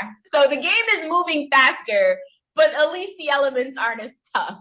What do you think? Great. Shots fired at some of these other seasons. Or I think actually fueling, loading up the weapons to to fire the shots from the alumni perspective, right? Because isn't everyone coming out of the work every season of like, they don't have it as hard as we had. It's 26 days. And now essentially Morriah is saying, yeah, that's true. We get to at least struggle in Fiji. You all have to be in the heat of Africa or in like the torrid rains of the Philippines. Okay. All right. And also, it's just like 26 days. Like, that's not even like a real season. Yeah, I mean, essentially, yeah, Morriah is very much invoking, I think, the attitude that the internet had back in, like, September 2021? Like, 26 days in Fiji? That's not a Survivor season. That's a honeymoon. Yeah, exactly. That's a vacation. That's going on a cruise. Yeah. Okay. All right. Let's close out Morriah. The elements aren't as tough. What do you think people will perceive you as? I think people are going to perceive me a number of different ways, but I'd like to think that people would perceive me as someone who is colorful, joyful, and full of life, and always bringing the energy and the positivity, even when times get rough and when times get dark. Just being that person who can uplift and inspire. Initially, is that how they may think of me? Probably not. It might be, whoa, this girl is a lot. Or it might be, oh, wow, she's really naive. But I think as time passes on, people can begin to see that my personality is just a big part of me wanting to leave every space I enter more bright and more colorful than I found it. And I think that is going to inspire people. Okay. Yeah, Morriah should be a lot of fun on the season. Should be a character. Let's see ultimately in terms of like how she's going to play the game. It's going to be very reliant on the social game. Mike, what else do you want to add from her bio? Yeah, so I would admit that I think there's a lot of great personality stuff from Morriah in this interview, less so how she's going to play the game. If I might get a glimpse into it, in her bio, which past survivor will you play the game most like? James, don't bite the apple. Stay true to your alliance as best you can and stick it out to the end. Oh, interesting. Okay. Well, as somebody who is sort of like alliance first, like I wonder if there might be some connection with Gabler, because I feel like that's kind of simpatico with how he might view the game. Yeah, I think the two of them are very much kindred spirits in that way of like loyalty, alliances above all. I mean, Team, yeah. yeah, and being less so about like jumping ship. You know, Morriah is all about building morale, whether it be in the classroom or on the beach. It seems like Gabler, again, definitely wants to raise that camp spirit as well. So, yeah, they might be kindred with each other as well. And I could see a similar position of like not necessarily being the one to lead deception, maybe getting involved in it just due by proxy to the people that she's involved with. But certainly, I think looking to build relationships above all. Rob, here's something that has her as one of your rooting interests. What is something we would never know from looking at you that I am terrified of clowns? Oh, yeah. Well, okay. I like Morriah even more now. But that is interesting considering that you would say like on paper, like, yeah, of course not. But I mean, look at her. I would be very surprised given the fact that clowns love to wear big flashing colors, unless this is this idea, right, of like, wear your fears. You know, if you can externalize it, you can eventually do away with it. And Morriah's just trying to manifest this away. Yeah. Okay. Mike, anything else about Morriah? Morriah, she has a really fun 1-minute video. I really encourage people to check it out when they find it on social media. She says that, you know, she will win the game of Survivor because as a middle school performing arts teacher, she essentially has to convince teenagers to sing and dance, which, listen, as a teenager that did sing and dance, valid. It's very, very tough to do. Yeah. High School Musical. Have you been on TikTok recently? I feel like that's all the kids are doing these days. Well, not nowadays, but High School Musical, you know, has the plot the way it is for that particular reason. She has a really fun way to end her video where she says, drop the 3, put up a picture of me. To the point where she describes, like, instead of it being Survivor 43, it's Survivor 4, picture of Morriah. Survivor 4. Drop the 3, put up a picture of me. 3, put up a picture of me. Boy, this is like the game within the game. I mean, much more confusing. I can't wrap my head around it. So, okay, so the number 43, visualize it in your head. Now just vamoose that 3. Drop the 3. And just put up a picture of Morriah, because she is going to be this season. That you cannot say... Survivor for Morriah? I mean, it is for Morriah. That's for her mother as well. But it'll be for Morriah, by Morriah, if she says anything about it. Okay. All right. I'll have to take her word for it. I mean, it's going to cause a lot of problems when it comes to, like, ranking lists, because then you have to, like, get the GIF in there. Could we make, like, a Morriah emoji that you put in there next to the 4? Yeah, I could see her as an emoji. I mean, that's the thing. If we're talking about constantly evolving Survivor, we moved on.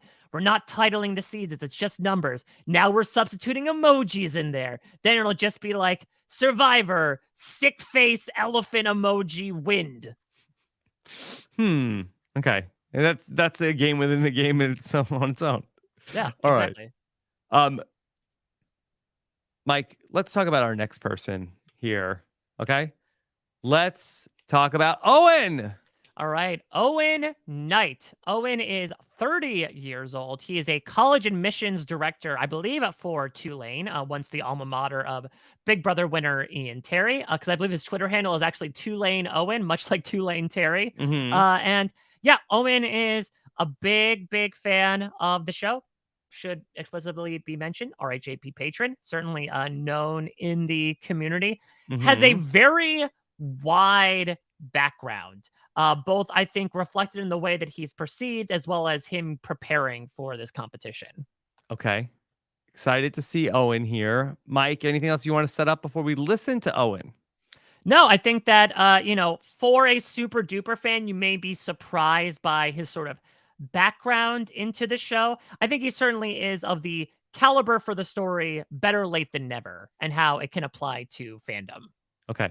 I see from the file sizes that Owen has the shortest interview we're going to hear today. Yeah, but listen, quantity over quality, or I guess the Okay. other way around. All right. Here is Owen. Why are you here on Survivor? I'm here on Survivor because I'm a huge fan of this game. I've been dreaming about being on Survivor since I was a little kid, and I got to fall in love with it again as an adult and realize how complex and strategic and fun it can be. So I want to prove to myself that I can do it. What's your history with watching Survivor? Yeah, so like most everyone, I watched it when it was a worldwide phenomenon back in the day. I remember watching season 2 with my family in particular. Really loved Colby, watching him win all those challenges. And I used to daydream about myself, ripping through the water, seeing my name in the opening credits, all of that. And I stopped watching, I think after Fiji, middle school, high school, just got busy with sports. But I caught the premiere of Millennials versus Gen X on a plane. And I was like, oh my God, Survivor's still on. It's so good. And like I said, I have this new appreciation for it, getting to fall in love with it again as an adult and really appreciating how complex of a game it is. So then I went back, watched everything, watched the international versions. I'm an RHAP patron, like full in, super duper fan. I love it so much. Great. Yeah. All right. So boy, what a turn of events is just to have Millennials versus Gen X on a plane. Yeah, I'm wondering, was this an on-demand thing? Was this like a JetBlue happened to be watching in the fall of 2016 2016 and just like chancing upon it? Maybe Owen had been just finishing the finale of Big Brother 18 or something and was like, "Oh, I guess I'll check this out." And then you see the monsoon evacuating everybody and the Triforce assembling and David Wright plugging his ears when wood's being hammered, and you're like, "I'm back in, baby. This is my show again." Yeah, I do wonder if maybe like the idea of the theme might have like also been like a little bit of a hook. Yeah. I mean, listen, before I think sort of like the David versus Goliath, it was Millennials versus Gen X as a while for like that really great new school season that there was sort of like universal praise around. And also, listen, Owen, I'm so happy that you are here living your dream. Got some bad news for you about the whole intro thing. You may have to look to fans to make that happen. Yeah. Okay. All right. Let's go back to Owen. Give me one Survivor winner and one non-winner who you identify with the most. For a non-winner, I identify a lot with, I'd have to say Gabby from David vs. Goliath. I was actually almost on that season. So watching was a little bit bittersweet, but she reminded me of myself in a lot of ways. Her sense of humor, her ability to connect with almost everyone, her like drive and not giving up. I feel like we would be friends. As for a winner, I'd say probably Adam Klein. I thought he did a great job of managing his threat level, being involved in a lot of what was going on, but not being target number one. And I thought he was authentic. I thought he was genuine and seemed to be having a great time out there. What's your history with watching Survivor? So favorite moment, I'm sure everyone's going to talk about like Parv's double idol or the Davids pulling off the blind side on the mayor of Slamtown. No. But to me, I enjoy like the character moments almost equally as much as the strategic moments. So like anything with Penner, like him getting into it with Jeff or screaming back Denise when he was voting for Denise. I love him. Stacey Powell doing the Benjamin, not coach speech. Just so many random funny moments over the years just really like stick in my brain. And I think about them all the time. Grace. What? Listen, with no offense to the others, you got to stand this answer. Listen, we were just happy to not hear an Eric giving up the immunity necklace. Did not expect a Chucky the Cheese Stacey Powell reference in our interviews here. Yeah. Okay. Yes. I'm glad some recognition for the Queen, Mike. Yeah, and it's also interesting given the track record so far, because I do recall, Rob, didn't Marianne like know the entire Reddit copy pasta for that speech by heart? So again, this is a moment that maybe shows, okay, the iceberg of like super duper fan levels, right? Like if you are a stan of the Stacey Powell Coach Benjamin speech, that means, okay, you get it. You truly, truly get it. For sure. Okay. Let's go back to Owen. What's one life experience you feel has prepared you most for the game?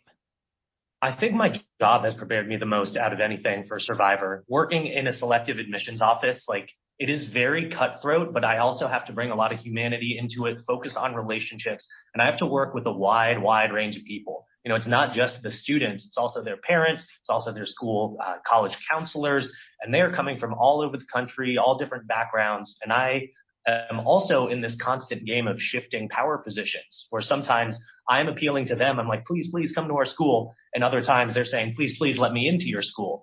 So the power dynamics shift quite a bit, and it's never the same on any given day. So I think it's prepared me a lot for this game.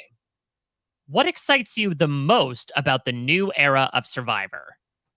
The new era of Survivor is really exciting to me because as a super fan, someone who's like studied the game, it's weirdly exciting knowing that I have no freaking idea what's about to happen to me. I'm sure Chef Jeff has cooked up some crazy, crazy twists, and like I'm excited to see what happens. And in a way, it's like weirdly calming knowing it's about to hit the fan and I have no idea. So that's Grace. exciting in and of itself.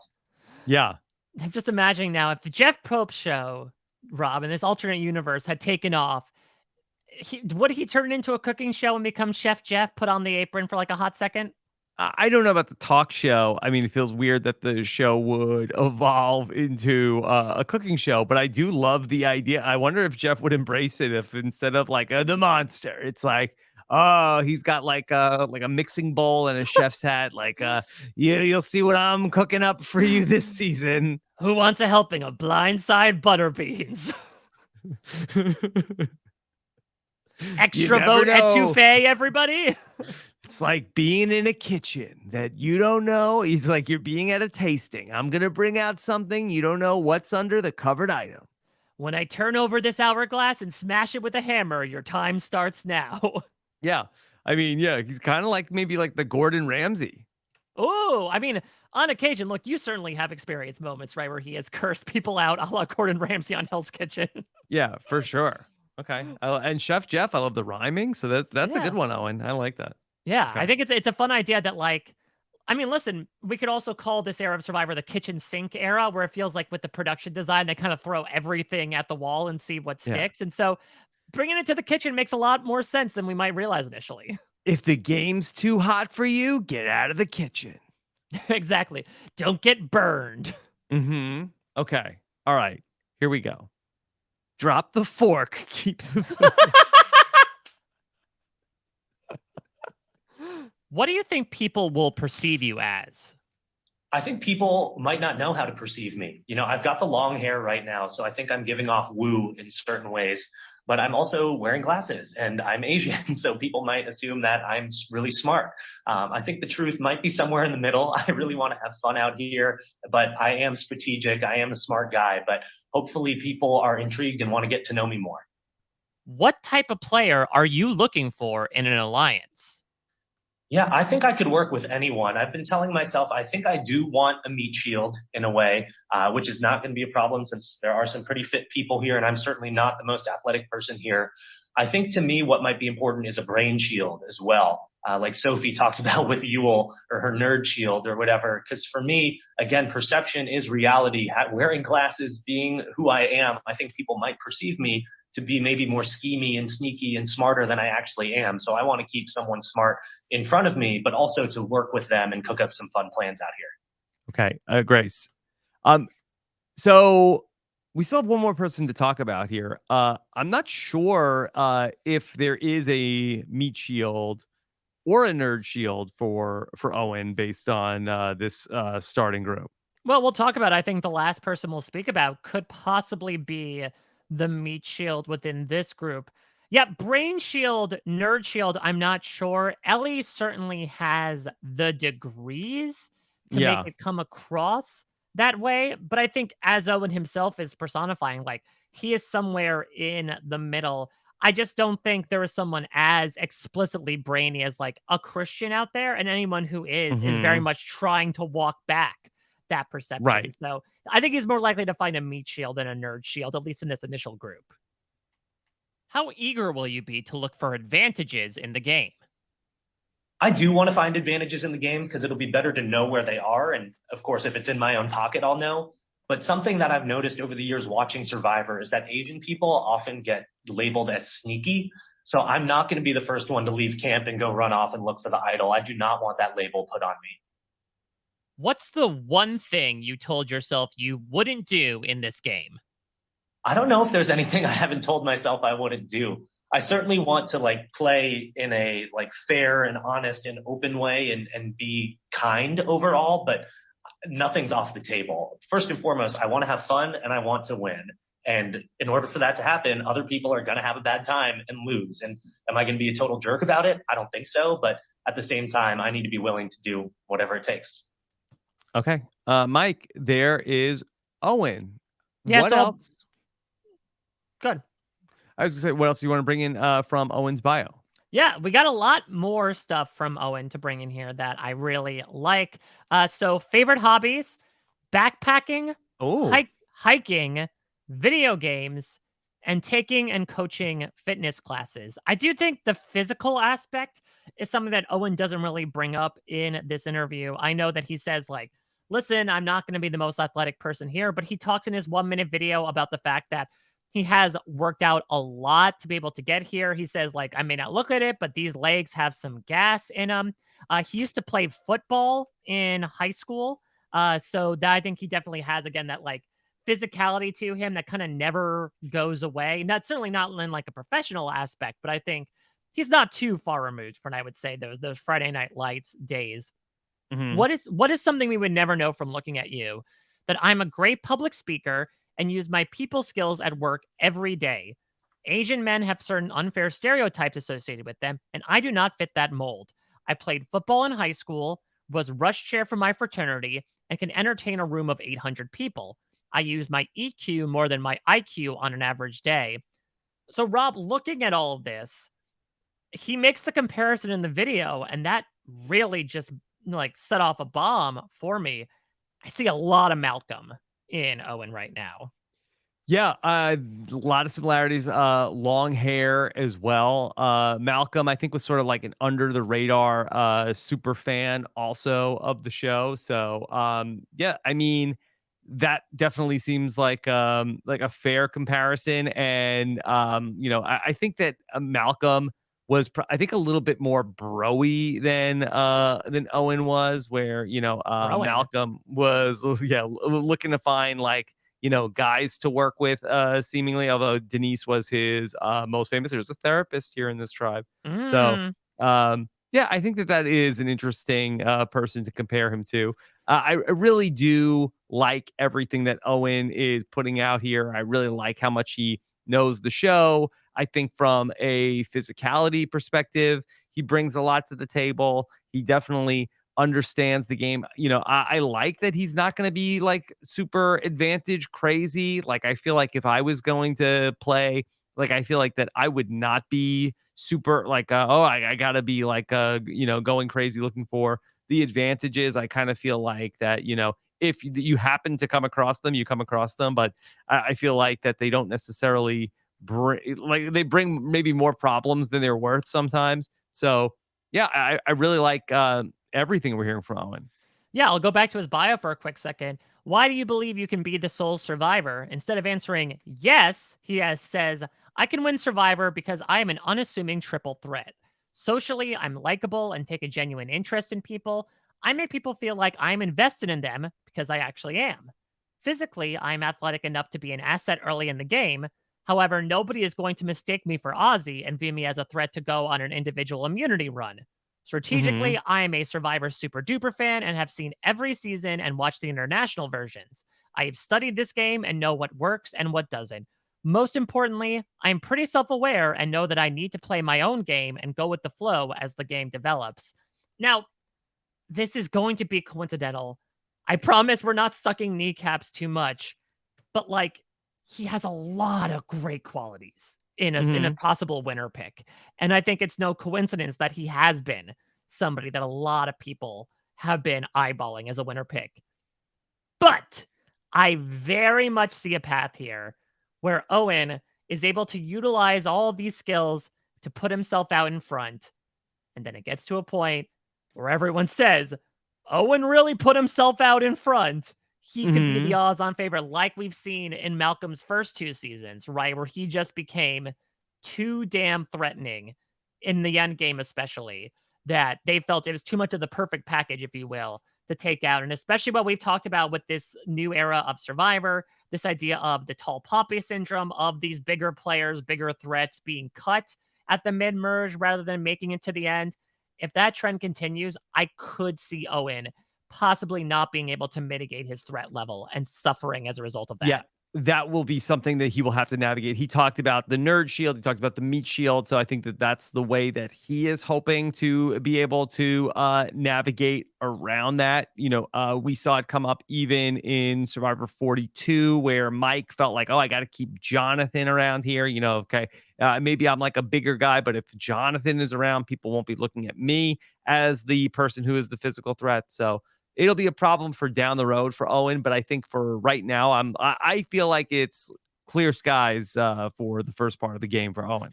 Oh, yeah, completely. Because I think he's definitely going to be considered an asset. Seems like he's also going to be, though, like very friendly and being able to participate in things. Maybe unlike someone like a Gabler, he'll be able to like get in there and be able to make moves with people and cooperate with people when it comes to strategic maneuvers.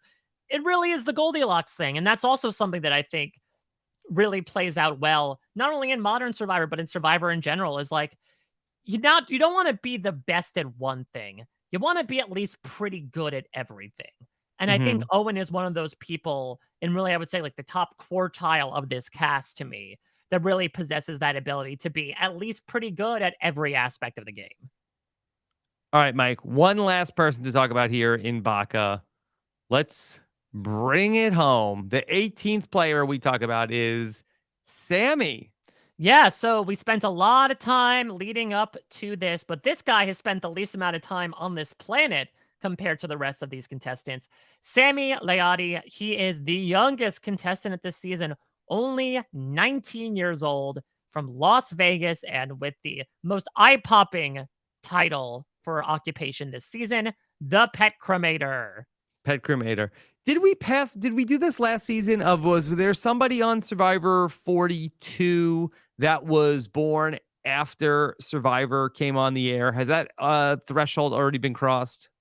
I want to say maybe that was the case with Swathi, because I think Swathi was 19 as well. Yes. Okay. So yeah, there we're slowly building out that lesser generation. But yeah, Sami outright explicitly says he is a year younger than the show. And when Owen was just talking about watching Colby on his TV, Sami was like, goo goo gaga, who is Colby? Yeah. Okay. Not even probably. Yeah, probably not. I don't know. Maybe born over the course of Beef Jerky Gate. Perhaps that's when Sami came into this world. Okay. All right. Anything else you want to set up with Sami? Yeah, so Sami, obviously in a very unique position, though I think he vocalizes it in a really interesting way to see how it surprisingly can pertain to the game. One thing to know about Sami, he is confident in himself, and he will express that as such, though I think there's a little bit more than meets the eye. Okay, I am looking forward to hearing from Sami, because this is somebody that I do not have a good feel of what they are about. Right, and I will say, he is falling a bit into the buckets that we experience sometimes with now these teenagers / like college age Survivor players, right? Thinking that, okay, I can come in, I can do this, I can excel. We've talked about this before with people like Dwight and comparisons to a Swathi or a JD about how most of the time that doesn't end up working out, but you might not know. And I think Sami, with this particular tribe, might have some assets to make him an immediate target early on. Okay. All right, here we go. Here is Sami. Why are you here on Survivor? I'm here on Survivor because I believe I have what it takes to push myself way past my limits. And I kind of want to show myself, and I want to show everybody else back home, that there's a lot more to me than we all think there is. You know, there's a lot more to ourselves than we think, and we just got to go out and kind of tap into that potential and just push ourselves as far as we can every day. What's your history with watching Survivor? I was like an on and off watcher of Survivor. I started watching live in San Juan del Sur because me and my friends all hated John Rocker. But then once John Rocker got voted off, we didn't watch it anymore. And then when the pandemic came around, I started watching again. I started watching Winners at War and just fell right into the trap of Survivor and started watching season by season, seeing the game evolve. And I was like, bro, I can do that. I want to go out there and I want to do that. Grace. Okay, hold on. Let me just get this straight. Okay, so San Juan del Sur, 2014. Yeah. So him and his Sami friends are like, what? Sami was what, like 11 years old? Like are they Mets fans? Like, how did these like 11-year-olds have like such a hatred for John Rocker, who had his baseball career before they were even born? What like hey everybody, we're all watching this show. You know how we all hate John Rocker? Yeah, let's watch this show just to see. And then he's out on the 3rd episode. Like, all right, we're out. We're done. Yeah. Our work here is done. Hey, hey, Brad, ride your bike over here to my house. We're watching Survivor tonight. We're gonna see that douchebag Rocker get it. So odd. I mean, I guess, does this speak towards like Sammy's household? Perhaps he grew up in a Mets fan household, or like, Where is he from? he's from Vegas. Okay, I don't know. Maybe that's some sort of like personal run-in with John Rocker. Did he run into him on that 7 train that John Rocker was talking Well, about? I could see John Rocker spending a lot of time in Vegas. So maybe like John Rocker came and was like throwing baseballs at like a bunch of kids in Vegas. Yeah, here you go. But yeah, it is. Listen, Can I you know handle that- this one, kids? I know that people complain. Old man Rocker, we hate you. We Stop hope hitting you us lose with on base- Survivor. I hope one day you play Survivor, a show I've never heard of because I'm only 9 years old. But I'll watch you and You'll lose. and I'll beat you one day in this game. It's so interesting because people, really put the idea of celebrity casting, stunt casting, etc., etc. But like, for what it's worth, They throw sometimes us it gets Sammy. people to hate watch 3 episodes of Survivor because they heard that the antipathy, their mortal enemy, John Rocker, is going to be on the show. Okay, back to Sami.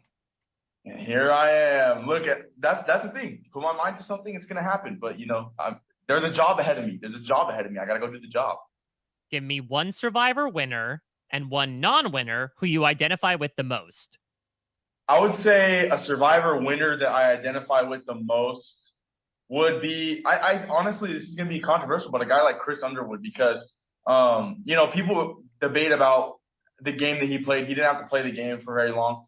But, the thing with Chris is like, he went into the game and he used what was in the game to his advantage, and people still talk down on his win. I think that's something that happens with me a lot. I think if I do something good, or if I do something that people don't think I'm capable of, they'll be like, oh, well, Sami, this and this and this. And, like, you wouldn't have done it if this happened. And so I kind of resonate with him in that way that, I think that my success kind of dwindles. Like people kind of try to rain on my success sometimes. And that's the same thing that they did with him. A non-winner that I identify with would be somebody like, I've always said David Wright, because David had a lot of insecurities. He had a lot of things that he didn't really like about himself. And, I'm kind of the same way. I think I sound like a really confident and, happy guy. And I am. But there's a lot of things I don't like about myself. There's a lot of things that I, want to better myself in. And guys like David, they were able to do that throughout the entirety of the show. It's the same thing I want to do. Great. Yeah. Yeah, a lot to unpack there. I cannot wait for Sami to win this game and come out with his own line of Sami socks in honor of Please. his favorite winner, Chris Underwood. No. Okay. All right. This is basically, don't hate the player, hate the game. Yeah, the theme's not on trial. And good news, Sami, there are no themes this time around. The trial is not existing, but interesting for Sami. I think the David Wright comparison, listen, the Chris Underwood comparison is unexpected in many ways just because he's not typically mentioned in a positive light. But the David Wright comparison, again, really shows that Sami is trying to showcase how he's not exactly going to be this kind of like, shallow 19-year-old guy, that there's like a lot of insecurities and anxieties that he has within himself that he can sympathize in somebody like David, who may look completely different than him, yet he's still able to find a lot in common with. Okay. All right. Let's go back to what Sami has to say. What's your favorite moment in Survivor history? My favorite moment in the history of Survivor would have to be when JT gives Russell Immunity Idol with the letter, handwritten letter. That like changed, I feel like, the entire course of, honestly, Survivor. It was really just devious gameplay by Russell, just mastermind. And, I think JT really was one of the first people, along with Eric, who gave the immunity necklace to Natalie for whatever reason. One of the first people to show you can really make the dumbest mistakes when you're not eating, sleeping, and all this stuff on the island. So that's my favorite moment all time, has to be when JT gives Russell him Immunity Idol and changes the game. Grace. So calls Russell a mastermind. I do wonder if Sami might be coming in willing to, be a little bit more deceitful than a lot of the other players we've heard about coming into Survivor 43. All right, I heard Sammy's talking about me. Wait, you're a guy? All right, never mind. We'll talk about that later.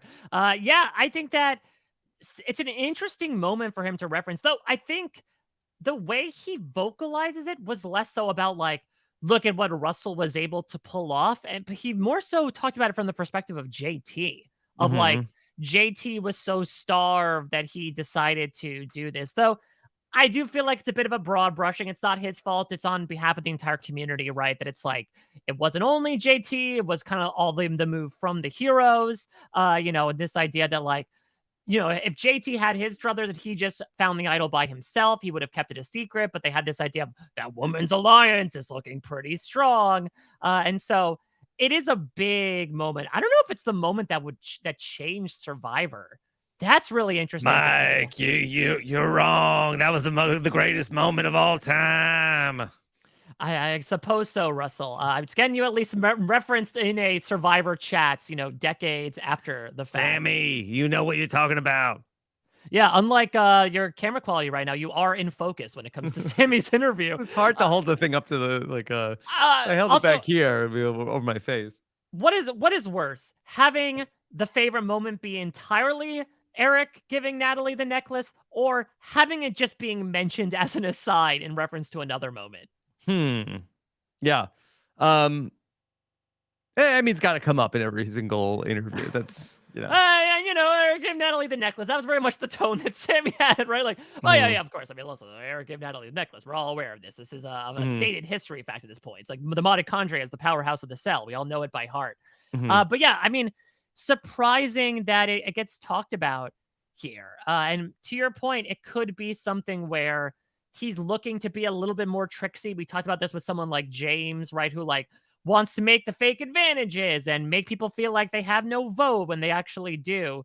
I do think a lot of the gameplay that's being talked about from this tribe is a little bit more on the understated social maneuvering.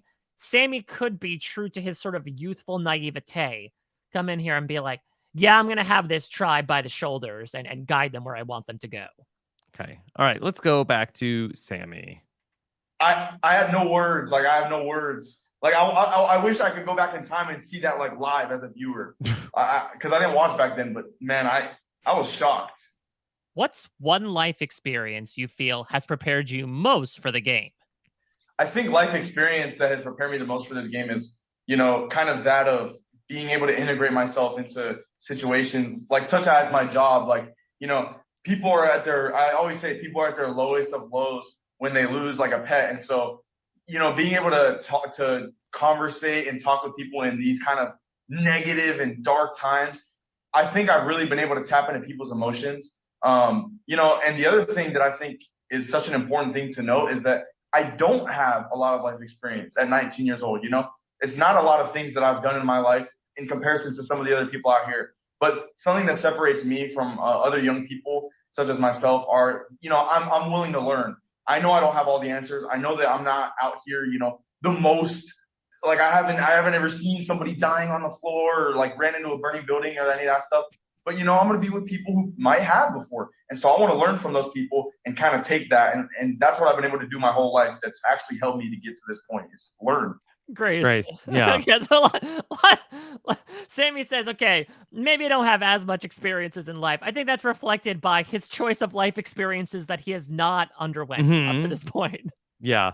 I mean, yeah, I guess if you've seen somebody dying on the floor.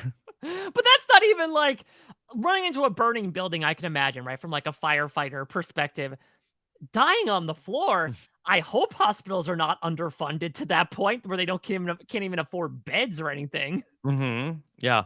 So I don't know how many people. I mean, Gabler, I'm sure, has seen some stuff in the operating room. I'm not sure how many other players have seen anybody die on the floor. Is that going to be their first chat of like, oh, nice to meet you, dude? Yeah, how many people you see die on the floor? Talk to me about that. I'm taking notes. Yeah. Okay. All right. Back to Sam. Oh, Well, I'm gonna talk about the pet cremator angle for a second because, I mean, listen, there's natural connections to Omer, right? Omer actually vocalized a very similar sentiment as an exotic animal vet, right? Of like every animal, every patient that has to come in, I have to deal with them in a different way, and sometimes I have to give them the best news and give them the worst news. Sammy does bring in a similar perspective, right? Of almost like Ellie is vocalizing, mhm. I have to deal with people on their worst day. Yeah. So his job title, correct me if I'm wrong, is pet cremator, right? That is correct. Now, did they take some liberty with that? Because it's making it sound like, I'm dealing with people when, like it seems like he comes in like, everybody kind of knows the situation if your official title is cremator.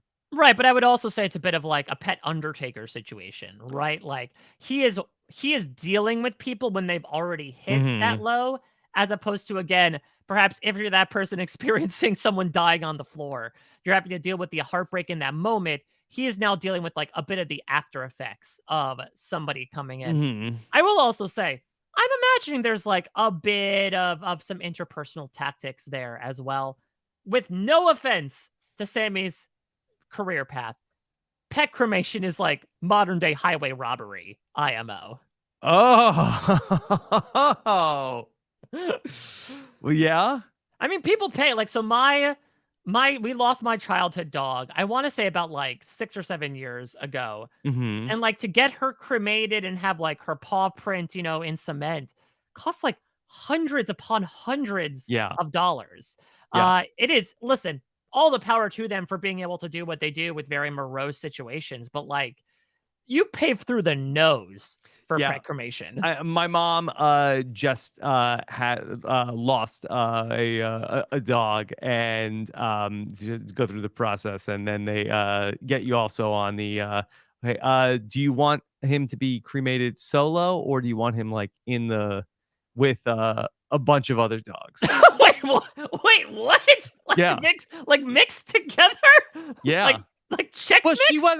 was she did not want the ashes. She Okay. did, yeah. She's So, like, so it's like you know. essentially like, okay, do you want the dog delivered back to you, or can I just kind of like throw him on the pile with all the other dogs we Yeah, have out in yeah. the She back? said, okay, the pile is fine. Yeah. Yeah, I mean, I don't know what the alternative is. I suppose, like, I guess you could do much like Jan Gentry, like bury the pet. Otherwise, Mhm. yeah, just ashes to ashes. Throw them on with the other ones. I didn't even think about that option. Yeah. Okay. All right. Let's go back to Sammy. What excites you the most about the new era of Survivor? What excites me most about the new era of Survivor is like the uncertainty, for sure. Just you never know, you don't know what's coming. I don't know what's gonna be there on day one, or how it's gonna look on day 3. Even like we don't know what's gonna happen. I think the game became like almost stagnant. Everybody knew what to do. It was no longer really like a social battle of sorts. It was like a strategic. When we hit the beach, we need to do this and this and this. And if this guy does this, he's gone. If this girl does that, she's gone. Whatever it is. And so something like the new game that really excites me is we don't know what's coming. We don't know what's next in front of us, and we just got to adapt to it, or else we're gonna be swimming right on back home. Grace. Okay. So an interesting point what Sammy says. I think a lot of people say that what they don't like about the new era is how it's so unpredictable. You have no idea what's going on. Sammy says that's actually what he likes about it. He feels like that Survivor was becoming like too rote in terms of how it was going to go.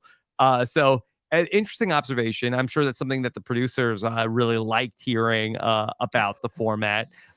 See, but one person likes it. We're yeah. keeping the hourglass. But swim back home. I feel like that's not part of the show, right? Maybe Sammy just didn't think necessarily about like what happens off camera. Of like, yeah, I'm assuming they just start getting the Pacific and just swim their way back to the United States, like Galadriel at the end of the first episode of The Rings of Power. Yeah, I was going to ask you: is it a swim back to Ponderosa or swim to America? I would assume the latter. If you're, again, an imaginative kid like Sammy, it's like, well, you just start paddling. Maybe a boat will pick you up on the way back. You could hitch a ride back to the States. Going back to what you said, I mean, what Sammy answered is essentially, looking back now on all 18 contestants, what everyone answered with what excites you most about the near era Survivor, which honestly surprises me because you would imagine when you're cast on Survivor, you're almost always a type A personality. And so you would imagine the more control and the more constants they want in the game, the better, because that means those are more things that they are in control of. But it seems like nearly everybody, to your point, is saying, no, what I love most about it is the fact that everything's out of my control, that I don't know what's coming to me, which is a little bit more like thrill seeker than Survivor player. I mean, I'll admit I certainly sympathize with that coming from the world of improv. It excites me much more to like deal with the unknowns and juggle the things that get thrown my way rather than like dealing with set, markers along my route. However, if I were playing a game for $1 million, I would want as many knowns as possible. So I think maybe this speaks towards more like the excitement and energy of the group than necessarily the, okay, I want to be a good player at this game. And so bring in as many known things into the game that I can know I can handle at any point in time. Okay. All right. Let's hear what else Sami has to say. What do you think people will perceive you as? I think that at first glance, you could perceive me to be a really kind of maybe self-centered and arrogant person, thanks in due part to my self-righteousness sometimes. I love my eyes. I love my smile, my pearly whites. I love my hair. I love I love all this stuff, right? But I think when you talk to me, you can find out really quickly. There's a lot more to me than just the wall that might be put up just by my genetics and great looks. I really care about people. So I would hope that by the end of this entire game, people can perceive me as, one of the more likable kids that they've ever met, because that's all I am in their eyes, probably as a kid. But I got to prove that I'm a lot more than that. Grace. So Sami stops Survivor San Juan del Sur in episode 3, and it's like, I got it. This Drew Christie kid, he's winning it all. He's totally into himself, his great looks. And listen, I agree. I'm assuming he won this season. I'm going to go out and play like him. Yeah. Mike, do you have a sense of, it's hard to tell from just this picture, but like in terms of like Sami, is he like really tall? Is he a big guy? He is a bigger guy. I think there is a shirtless pic of him out there from a press perspective, not just in general, that shows he is like very physically fit. He does put in his bios favorite hobbies are sports, fitness, and journaling. I don't know if he's involved in any like professional background, but this is a guy that I imagine that is also young as well. Like his metabolism is very quick. So again, when I mentioned before about Owen and the meat shield, I do think that Sami is like the young, cocky, athletic guy of the season. Yeah. He describes himself as self-righteous. Yeah. And then talked about how because he loves his eyes and hair and looks. He also, I think for a second, he did almost say, I love my quads, but then he stopped himself, which fair, but also I'm still going to question the choice of like Family Feud, top 5 things you love about yourself, your eyes, your smile, your quads. Okay. All right. Let's hear what else Sami has to say. What type of player are you looking for in an alliance? Honestly, for an alliance, I'm really just looking for somebody that is willing to give their all to me like I am to them. Because in this game, it's really hard to come across really like loyalty and respect for everybody else. That's something that I just carry with me. I wear my heart on my sleeve. And so, somebody that's willing to give me their all, like I'm willing to give to them, that's somebody I want to take to the end. Also, it will help if they're funny. It will help if they're cool. I like being around good people, right? If I have to drag somebody along that's like a really, they don't want to be there and they hate the sand and they hate the fish and everything sucks and everything, I don't want to be around that all the time. So it would be nice if I could get a positive person that's willing to give me everything like I am to them. How eager will you be to look for advantages in the game? I think that advantages in this game are like more important now than ever. It's such a freaking slippery slope though, because you can't go out and look on your own or else you're hosed, right? You're done for. Like I said, we're swimming back. We're done. So I think the eagerness is going to come from my position in the game. If it's apparent that people aren't talking to me and I'm not getting the what's happening at Tribal, you best believe my butt's going to be out there knee deep in the water, knee deep in the dirt, whatever it is, looking for advantages. I'll be up high, 10 feet high, 10 feet down below. I'll look everywhere if I have to. I want to stay alive in this game as long as I possibly can. Okay, Sami is going to be a character for sure in the game. Mike, what else did Sami talk about in his bio? Yeah, so 3 words to describe him: unpredictable, Yep. tenacious, Okay. indecisive. Hmm. Yeah, that's a bit of a red flag there, Sam boy. Unpredictable and indecisive, I feel like Chef Jeff would say, is a recipe for disaster. So we'll see. Pet peeves, excuses, laziness, being woken up before noon on weekends. Okay, well, that's not going to play on Survivor. Yeah, I mean, well, listen, I think that, well, it might though, because considering that some people wake up at like the ass crack of dawn, Oh. it Well, I could thought you be were going to say that some people say that weekends don't even count on Survivor. I mean, that's true. It depends on how many days are in the week. Could be a 26-day week, but we could have a similar like James from China situation, right? Where like if he's not getting his ass out of bed, people might have to bang the drums and wake him up in order to get him to rise and shine. Sami is such a wild card. He is going to come out of the gate hot, in my opinion. He says that he runs off of pure adrenaline. He says in his 1-minute video, "I'm burning fat just talking right now." Mm-hmm. I was surprised with his advantages answer from that perspective, right? That he's like, I'm going to cool off until I know that I'm on the outs, and then I'm going to be in the air, in the sea, on a train with a skirt, all the Dr. Seussisms that you want to throw in there. So I'm glad that he's showing some restraint there. I have worry about him showing restraint in any other capacity in this game.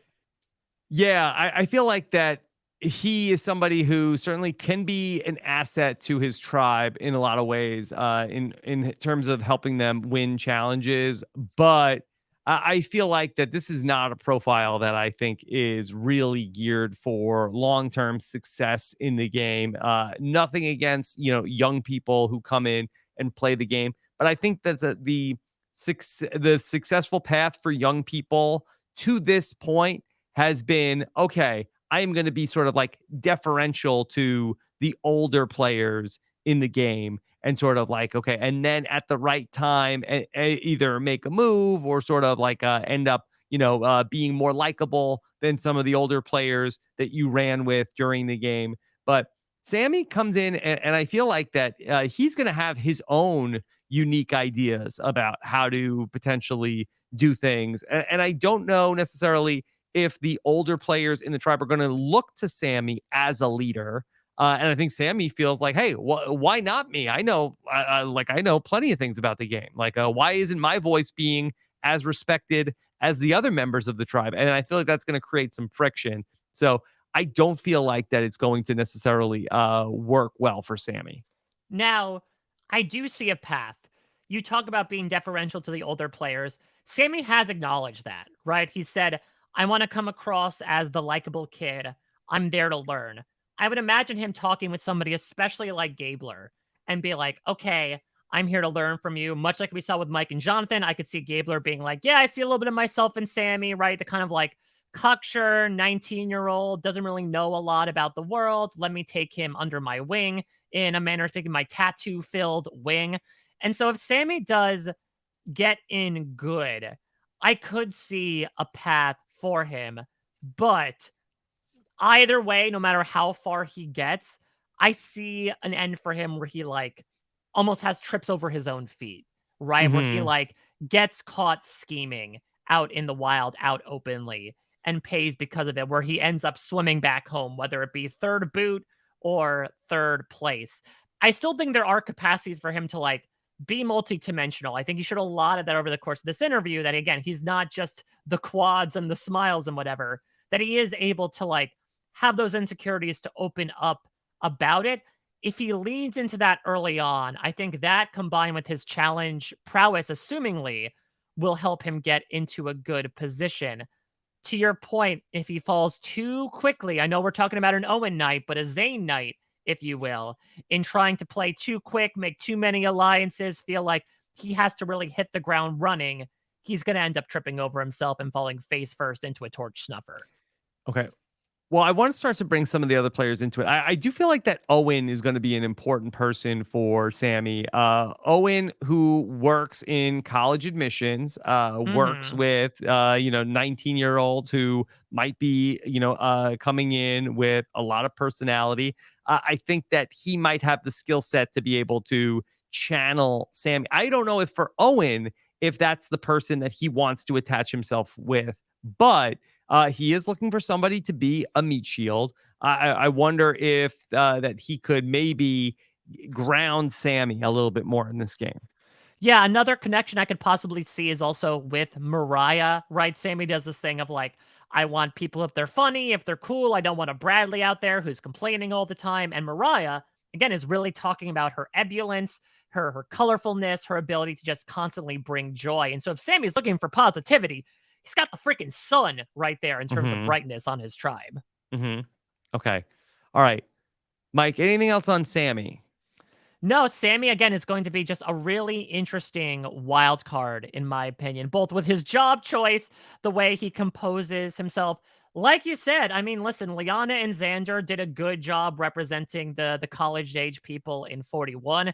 Did not go so well for 42. I'm pretty sure, the youngest person on the 42 merge tribe was Tori at 23, but Sami is really saying he's going to be the youngest winner in Survivor history. And we know what happens with manifesting. Mm-hmm.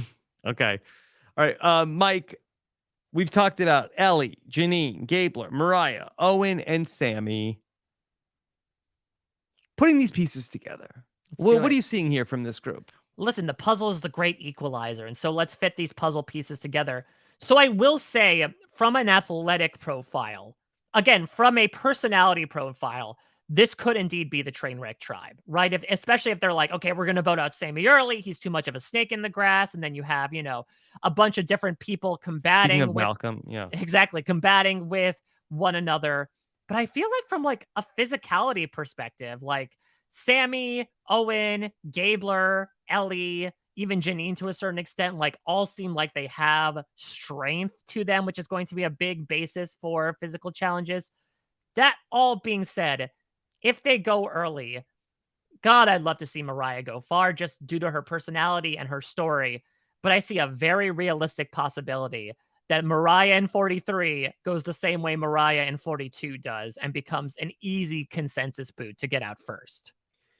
Yeah, I think that's certainly a possibility. I think Gabler, if he does not necessarily fit in, I think could also potentially be in trouble. I do see Owen as sort of at the center of a lot of things, and I feel like whoever has like tight connections to him, I think is going to be in a decent spot. But this is probably the hardest group to imagine who is going to go out. I think that Sami is in trouble long term, but I think that I cannot see him being a first boot just because of what he is going to bring in terms of challenge strength. Yeah, I agree that I think that unless they really are all about screw the challenges, we have enough strength, let's get rid of the person that's really sticking out in our heads, then that would be an opportunity for Sami to go. But otherwise, again, I very much see him take the mentality of like easing into the back pocket and then really putting himself out there once he feels like he has sort of some runway underneath him. In terms of maybe the tight controlling duo, again, I mentioned it before. I think Gabler and Jeanine could be a big one. Could also see Owen and Jeanine. We talked about this before, Mm-hmm. right? About like both of them acknowledging the stereotypes against Asian players. And I think both of They them both have like backpacking. yeah, I think actually there's a lot in common between the two of them that they could see a lot of like-mindedness. Though again, could that also want to push them away from each other because they're like, oh, we don't want to be seen together because Mm-hmm. that would automatically put a target on our backs. The Yeah, thing about like this a tribe, backpack. a Baka, if you will. Mm-hmm. But I think that the thing about this tribe that I'm really intrigued by is like there are some really viable winner candidates on this Yeah. tribe, in my opinion. Like I could see Elie, Owen, and Jeanine for me. I think all stick out as people that I think if they get past certain hurdles in the game, could do really, really well. So it's this really like polarizing tribe in that either I think they're going to go to tribal council a lot and just like really flame out and a bunch of drama happens and they end up coming into the merge more fractured than ever, or they end up winning a fair amount of challenges. And then a couple of these winner candidates are able to really start, making the big plays at the merge and carve a path for themselves in the game. Okay. All right, Mike, anything else to set up here with Baka? I don't know, Rob. We did it. We were talked about all 18 players. I didn't know if it was possible, but like getting to actually talk it through with you and actually, especially seeing the fan reaction to both the written interviews as well as the podcast interviews, like I'm even more excited for September 21st to happen. I know that this is sometimes the best time of the year because we have all possibility, no reality right now. We can throw anything out there of what could possibly happen. Schrodinger's cast. Exactly. Before the cast, or cremated cat, as it were, before, things get completely thrown into the fire. But getting to talk about these people more, I think it's a really exciting group. I think you have some people who have a lot of capabilities to make it far. You have some people that are big personalities that could either flame out or end up, cutting a swath into the game. You have a combination of both in there. I think, again, Survivor did a really great job with another cast for the new era. And much like the minefields we speak about, we'll see who gets blown up and who makes it to the other end come December. Yeah. Okay. I am very excited for the season to kick off as well after talking everybody through. I think this seems like another fun group, and we will have a few more Survivor podcasts coming your way here to get you ready for the preseason. I think up next, Bryce is going to come through for Issa Look, where we're going to take a look at all these casting photos and see how Bryce doing Issa Look over these years has maybe started to evolve the Survivor cast photos. So it'll be interesting to see. We'll have a draft as well, and maybe a few more surprises along the way. Mike, what's coming up for you? Yeah, so I am hanging up my hat, for a manner of speaking, for the preseason. As I mentioned, probably around the time that this is released, I'll be putting out my final interviews with the Vessi tribe, meaning all 18 written interviews that should be out there on parade.com. I just want to give a profound amount of thanks to CBS for giving me the ability to send in these questions, to working with the cast preseason, and for everyone who has accessed this stuff. Look, I know the preseason isn't for everybody. I know that some people don't like to fruitlessly speculate about stuff that may or may not, mostly may not happen. But for those of you that do, that give the clicks, that give the listens, that contribute to your own drafts, to your own speculation, it's a really fun time to be a Survivor fan, in my opinion, during the season. And so I have just the most amount immense of thank you to all of you for what Chef Rob and I have been cooking up in the kitchen the past couple of weeks. So that's what's going on. And then, of course, when the season starts, we'll be doing Exit Press every week at parade.com, getting to actually talk with these contestants face to face, comparing their preseason thoughts with certainly what ends up playing out in reality. And then also the B&B will be being back for Survivor 43. Myself, Liana Boris, guests coming in every week to do some fun and very, very stupid games. I think we're trying to work out a preview show. It's a little tough between traveling and the fact that we will have to do a Big Brother 24 finale on top of that. But yeah, we'll be doing our usual Survivor fare, which makes me very excited. It's one of the great constants in my life. Even though the variables might be changing every season, which excites the Survivor 43 players to no end, happy to have some constants in the form of the Survivor I get to podcast and write about. Well, Mike, it is always a pleasure to get back in the kitchen with you. Likewise. And cook up another set of previews. Cook Islands up. And Rob, I do love you. All right. Thank you so much for joining us here today. Mike, anything else going on for you? No, I mean, lots of stuff going on post-show recaps between House of the Dragon coverage, which you and I are both doing, Lord of the Rings coverage. Josh Wigler and I are going to be dipping in to start our latest phase of Down the Hatch, which should be a very exciting. There's a new phase? It's the new era of Down the Hatch, a new generation. I thought it was done. No, we're never done, Rob. It's like the monster we're always chasing. We actually are going to be getting together to do like a little bonus-esque podcast. I'm sure you haven't heard about this, Rob, nor has the entire world, but Matthew Fox is returning to TV. He is in a Peacock show that is actually releasing today at the day we're recording this called Last Light, which has released all at once. Josh and I are going to watch it. We're going to do a podcast about it, probably so you don't have to watch it. We'll inform you as to everything that happens into it coming out this weekend. Yeah. And then we'll move into the next phase of that. And then outside of that, Star Wars stuff is coming up. And then over on the reality TV side of things, of course, doing exit press for Big Brother 24, big double eviction, baby, coming up as we're ramping up towards the end of that. Amazing Race. I know that we're going to be talking a bit about that very soon alongside Survivor. Oh, yeah. They'll be premiering on the same night. And then Survivor South Africa, we are still plowing through those deep dives, some really fantastic deep dives as we finalize the postseason of what is a very fun season of Survivor, while we're also ramping up to what should hopefully be another season of American Survivor. Okay. Thank you all for joining us for this Survivor preview. If for whatever reason you have not yet subscribed to Robin's podcast, head on over to robinswebsite.com/subscribe for links to all of our subscription feeds on Apple Podcasts, Spotify, and wherever you get your favorite podcasts. Take care, everybody. Have a good one. Bye.